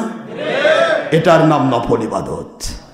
ইয়াতাকাররাবু ইলাইয়া বিন নওয়াফিল। চলে যান ওই বুখারীর হাদিসে, আল্লাহ বলেন আমার বান্দারা যখন ফরজ করে, ওয়াজিব করে, সুন্নত করে আমার গোলাম হয়, এরপরে যখন নফল সময় দেয়, এইটা তাকে আমি আল্লাহ পাক অলির পজিশন দান করি। আল্লাহ বলে দেয় বান্দারে দেখ, বাড়ির পাশে নামাজ পড়লে তো নামাজ হয়ে যেত। এত কঠিন ঠান্ডা দিলাম, ঘর থেকে বের হয় না, 12টার মধ্যেও মানুষ ল্যাপের তলে ঢুকে থাকে। তারপরে পাগলগুলা কি পাইলো রে, এরা নিজের জায়গা ছেড়ে এত টাকা পয়সা ব্যয় করে বাতাসের মধ্যে সিএনজির চড়ে, অটোর চড়ে, গাড়ির চড়ে পাগলগুলো ছুটছে কোথায়? সময় ব্যয় করার জন্য। এ সময় তো আশরাফকে দিচ্ছে না, এ সময় তো দুনিয়ার কোনো ব্যক্তি বা গোষ্ঠীকে বা দলকে দিচ্ছে না, এ সময় তো আমি আল্লাহকে দিয়ে দিচ্ছে। রে ফেরেশতারা সাক্ষী থাক, আমি এদের জিন্দেগির গুনাহ মাফ করে ওলির মাকাম দান করলাম। এমনি হয়? বিনা স্যাক্রিফাইসে কোনোদিন আল্লাহওয়ালা হওয়া যায়? আপনার বাড়িতে 5টা কিষান কাজ করতেছে, 5টা কৃষক, 5টা মজুর, 4 মজুর খালি কোনো মতে ঠেলা ফেলা গেলেই যায়, আর একজন খালি মালিকের খুশির দিকে তাকায়, কোনো দিকে তাকাতাকি নেই, খালি মালিক খুশি হলো কিনা। 1 ঘন্টা একটু বেশি টাইম দিছে, আর 5টা 1 ঘন্টা আগেই বিদায় হয়েছে, ঠিক টাইমে গেছে, বিদায় হয়েছে আগে। 500 টাকা মজুরি 2 জনেরই, কিন্তু আকর্ষণ টাকার ওই যেটা মালিকের জন্য একটু সময় বেশি বাড়াইছে। কথা কয় না দেখি? মালিক একদিন দেখবে, 2 দিন দেখবে, 3 দিন দেখবে, রে এ ছেলেটা তো আসলেই তো এ তো ফাঁকিবাজ নয়, এর তো আসলের পরে তার ডিউটি পালন করার কথা ছিল না, সে আসলের পরে কেন করছে? এই ছেলেটাই দরকার। পরবর্তীতে যখন ওই মালিকের কামলা লাগবে, তখন ওই ছেলে থাকতে আর কাউকে নেবে না। এটাই আকর্ষণ। আমার মালিক বলে দেখতো, খালি কোনো মতে যায়, সালাম দিয়ে দোয়াও নেই, দে দৌড়। এটা হলো 2 নম্বর। এমনি ফেসবুকে বসে থাকে তো থাকে, খালি টানে আর টানে, টানে আর টানে। ইউটিউব টানে আর টানে সারা রাত ধরে, কিন্তু কোনো টেনশন নেই, ওর নামাজের যায় দোয়াও বন্ধ নাই, দে দৌড়। মানে এটা তো ধান্দাবাজ। নামাজও পড়লেন, ধান্দাবাজও হলেন। আর যেটা সময় ব্যয় করে চলে গেল আমার মালিকের কাছে, ওলি হয়ে বিদায় হইল। আওয়াজ দেন মুসলমান জোরে। এই জন্য বলছি, হযরতে আব্দুল্লাহ ইবনে মাসউদ রাদিয়াল্লাহু আনহু মনে আছে? সময় নাই যে বলে দেয়, বুখারী শরীফ হাদিস। আব্দুল্লাহ মাসউদ রাদিয়াল্লাহু আনহু এবার বলতেছে, আবু জাহেল তুমি যদি কলমা পড়ো তাহলে কিন্তু আমি আর তোমাকে মারবো না, তোমার কাল্লাও কাটবো না, আমি তোমাকে মাফ করে দেব। আবু জাহেল বলছে তাই তো। ওর ভিতরে কিন্তু নড়াচড়া হয়ে গেছে। তো দেখলাম যে সবুজ পাগড়িধারী, কে ওগুলা? আব্দুল মাসউদ বলেছেন ওনারা হলো আল্লাহ রহমতের ফেরেশতা। এই অজুহাত দিয়ে এই কাফেরের এবার ইয়া হলো, আব্দুল্লাহ ইবনে মাসউদ রাদিয়াল্লাহু তাআলা আনহু, কেটে ফেলো আমার মাথা, কেটে ফেলো, সারা জগৎ জানবে আবু জাহেল রহমতের ফেরেশতার সাথে যুদ্ধ করেছে। শয়তান কাক কয়, বেয়াদব মাহরুমে গাছ আজ লুৎফে রব, বেয়াদব আল্লাহ রহমত থেকে বঞ্চিত হয়ে যায়। ও কোনোদিন সিলগালা হয়ে গেছে, মোহর হয়ে গেছে। এই জন্য যারা নবীর দুশ্মনী করেন, মৌলবি মুন্সি হইয়া বেয়াদবি বাদ দেন, তলা খুলে যাবে বাবা। উপরে লেভেল থাকবে নামাজ, রোজা, হজ, যাকাত, ওয়াজ, নসিহত, তলা নাই। কবরে গিয়ে বলবেন আল্লাহ এত ওয়াজ করলাম, কোরআন সামনে নেই। আল্লাহ কয় কোরআন সামনে তো বলছিস, কোরআনই তো আমাকে নালিশ করছে যে তুই কোরআনের বিরোধী। কারণ কোরআন নালিশও করতে পারে, কোরআন সুপারিশও করতে পারে। সুবহানাল্লাহ বলবেন না জোরে? কোরআনই নালিশ করেছে, তুই কোরআন সামনে নিয়ে মিথ্যা কথা বলেছিস, যা জাহান্নামে চলে যা। কেন? কয় তোর তলা নাই। তলা খোলা থাকলে কি আমলনামার কিছু থাকে? তুমি নবীকে দুশ্মনী করেছো। বাবারা আসেন, নবীকে কাউ বয় বলা যাবে না, এটা তো সবাই জানেন। ওলা তাকুলু রাইনা কুলুন জুরনা ওয়াসমাউ, বারবার বলেছি। আল্লাহ বলেছেন খবরদার আমার নবীকে রাইনা নামে ডাকবে না। রাইনা মানে হলো হে আমাদের রাখাল। রাইনা শব্দের উপরে প্রথম উপরের লেভেল হলো আমাদের দিকে তাকান, আর ভিতরে লুকায়িত অর্থ আছে হে আমাদের রাখাল। আল্লাহ পাক এই লুকায়িত অর্থটার দিকে লক্ষ্য করে বলে খবরদার কাফের, আমার নবীকে রাইনা ডাকবি না। কুলুন জুরনা ওয়াসমাউ, আমার নবীকে ডাকো হে আমাদের নবী, রহমতের নবী, আমাদের দিকে রহমতের দৃষ্টিতে তাকান। এই কথা আল্লাহ শিক্ষা দিলেন কোরআন দিয়ে। তাহলে কোরআনই বললো নবীকে রাইনা বলা যাবে না, লুকানো অর্থে রাখাল বলা যাবে না। সেখানে সরাসরি কাউবো বলা হাজার হাজার লাখ লাখ মানুষের মধ্যে, এটা যে কত বড় কপাল পোড়ার কাম, এটা মালিক ভালো জানে আর এই বেঈমানরা ভালো জানে। আল্লাহ স্পষ্ট করেছেন খবরদার, ওলা তাজআলু দুআ আর-রাসূলি বাইনাকুম কাদুআই বাদিকুম বাদা। সূরাতুন নূর 63 নম্বর আয়াত শরীফ আল্লাহ স্পষ্ট করেছেন খবরদার, আমি আল্লাহর নাম ধরে ডাকতে পারো, আমি আপত্তি করব না, আমার নবীর নাম ধরে ডাকবে না। সুবহানাল্লাহ বলবেন না মুসলমান? এই জন্য আপনাকে অনুরোধ করছি, নবীকে নিয়ে ঝাল করবেন না, নবীকে নিয়ে উল্টা পাল্টা বলবেন না। আমি আবার আপনাদের কষ্ট দিচ্ছি, মন খারাপ করেছেন তো? আমরা এই পবিত্র মেরাজের সামনে, মেরাজ সংক্রান্ত বিষয় এইটুকুই বলবো যে মেরাজ উপলক্ষে আপনাদেরকে অনুরোধ করবো, নবীজির কথাকে অমান্য করবেন না। হুজুর বলেছেন আমি দেখেছি, কিচ্ছা শেষ। আর কথা আছে? তোমার কোনো এখানে ঢোকার মানে তোমার ঈমান নষ্ট হওয়া। হুজুর দেখেছেন, এটাই সত্য। আর আসমান জমিনের যা আছে সব হলো সৃষ্টি, নবীও সৃষ্টি। পুটা সৃষ্টি জগতের কেউ আমার নবীর জন্য রহমত নয়, এক আল্লাহ ছাড়া। কথা বলে নাকি? আর আমার নবী হলেন পুরা সৃষ্টি জগতের জন্য রব্বুল আলামিনের রহমত। আমার কথা মনে থাকবে? কাজেই রহমাতুল্লিল আলামিনকে ইনসাল্ট করবেন না। রহমাতুল্লিল আলামিনের পায়ের ধুতার ধুলিও আরশের জন্য রহমত। যে বোঝেন না বুঝবেন, না বুঝে আজগুবি কোনো ফালতু কথা বলবেন না। আমার নবীকে ছোট্ট করবেন না। নবীকে যেভাবে পাঠানো হয়েছে ঠিক সেটাই স্বীকার করতে হবে। কেউ কেউ নবীকে আল্লাহর উপর দিয়ে দেয়, আল্লাহর আবার উপর নিচে আছে নাকি? আল্লাহ হাজার হাজার নবীকে মুহূর্তের মধ্যে সৃষ্টি করেন, কথা কয় না কেন? এই জন্য এগুলি ভুল তথ্য দিবেন না। আল্লাহ আল্লাহ, তিনি খলিক, তিনি মালিক, তিনি রব, তিনি আমার নবীজিরও রব। বাবারা, খেলাফতের পক্ষে আসি, মনে থাকবে তো? ইমাম মাহদী আলাইহিস সালাম জাহির হবেন, আমি বারবার বলেছি, আবারও বলছি, ইনশাআল্লাহ ১৫০০ বছরের ভিতরে, অর্থাৎ ১৫০০ সাল। এখন চলতেছে হিজরি ১৫০০ সাল, কথা বোঝেন নাই? ১৪০০-র উপরেরটা কি ১৫০০ না? তাহলে ১৫০০ সাল চলছে। এই ১৫০০ সালের ভিতরে ইমাম মাহদী আলাইহিস সালাম জাহির হবেন। ইনশাআল্লাহ বলেন জোরে। ইমাম মাহদী আলাইহিস সালাম আসলে বুঝবেন কোনটা হক আর কোনটা বাতিল। জোড়া লাগাবে, জোড়া। ইনশাআল্লাহ বলেন। আল্লাহ আমাদের সবাইকে সত্য ইসলাম বুঝে আল্লাহ এবং নবীর পক্ষে কাজ করার তৌফিক দিন, আমিন। তো কালেমা পড়লো না, বেয়াদবকে কাটা কাল্লা কাটা কালো। এখন হযরতে আব্দুল্লাহ ইবনে মাসউদ রাদিয়াল্লাহু আনহু ভিতর দিয়ে এক কান দিয়ে ছিদ্র করে অপর কান দিয়ে দড়ি লেগে টেনে নিয়ে বেড়াচ্ছে।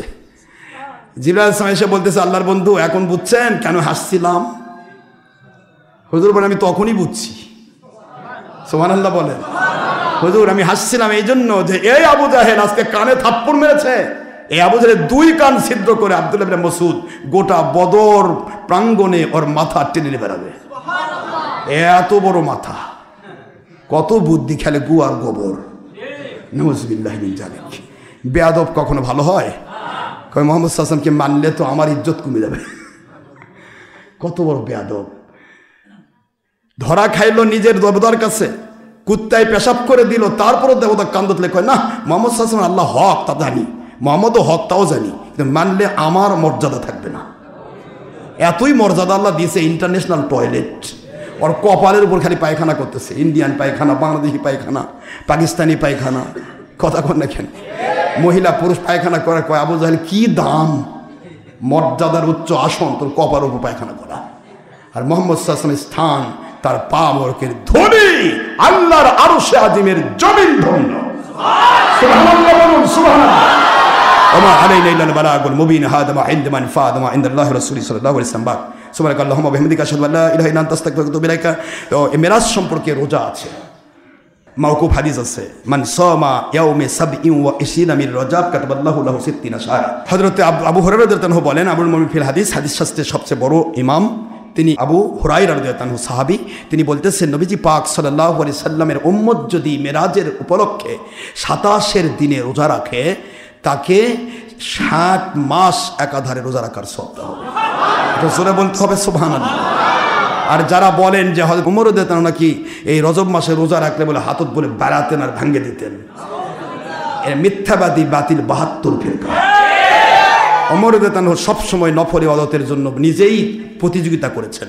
তিনি কোনোদিন নফল ইবাদতে কাউকে বাধা দিতে পারেন না। এটা শয়তানের ধোঁকা। আল্লাহ সবাইকে বোঝার তৌফিক দিন। আসসালামু আলাইকুম ওয়া রাহমাতুল্লাহি ওয়া বারাকাতুহু।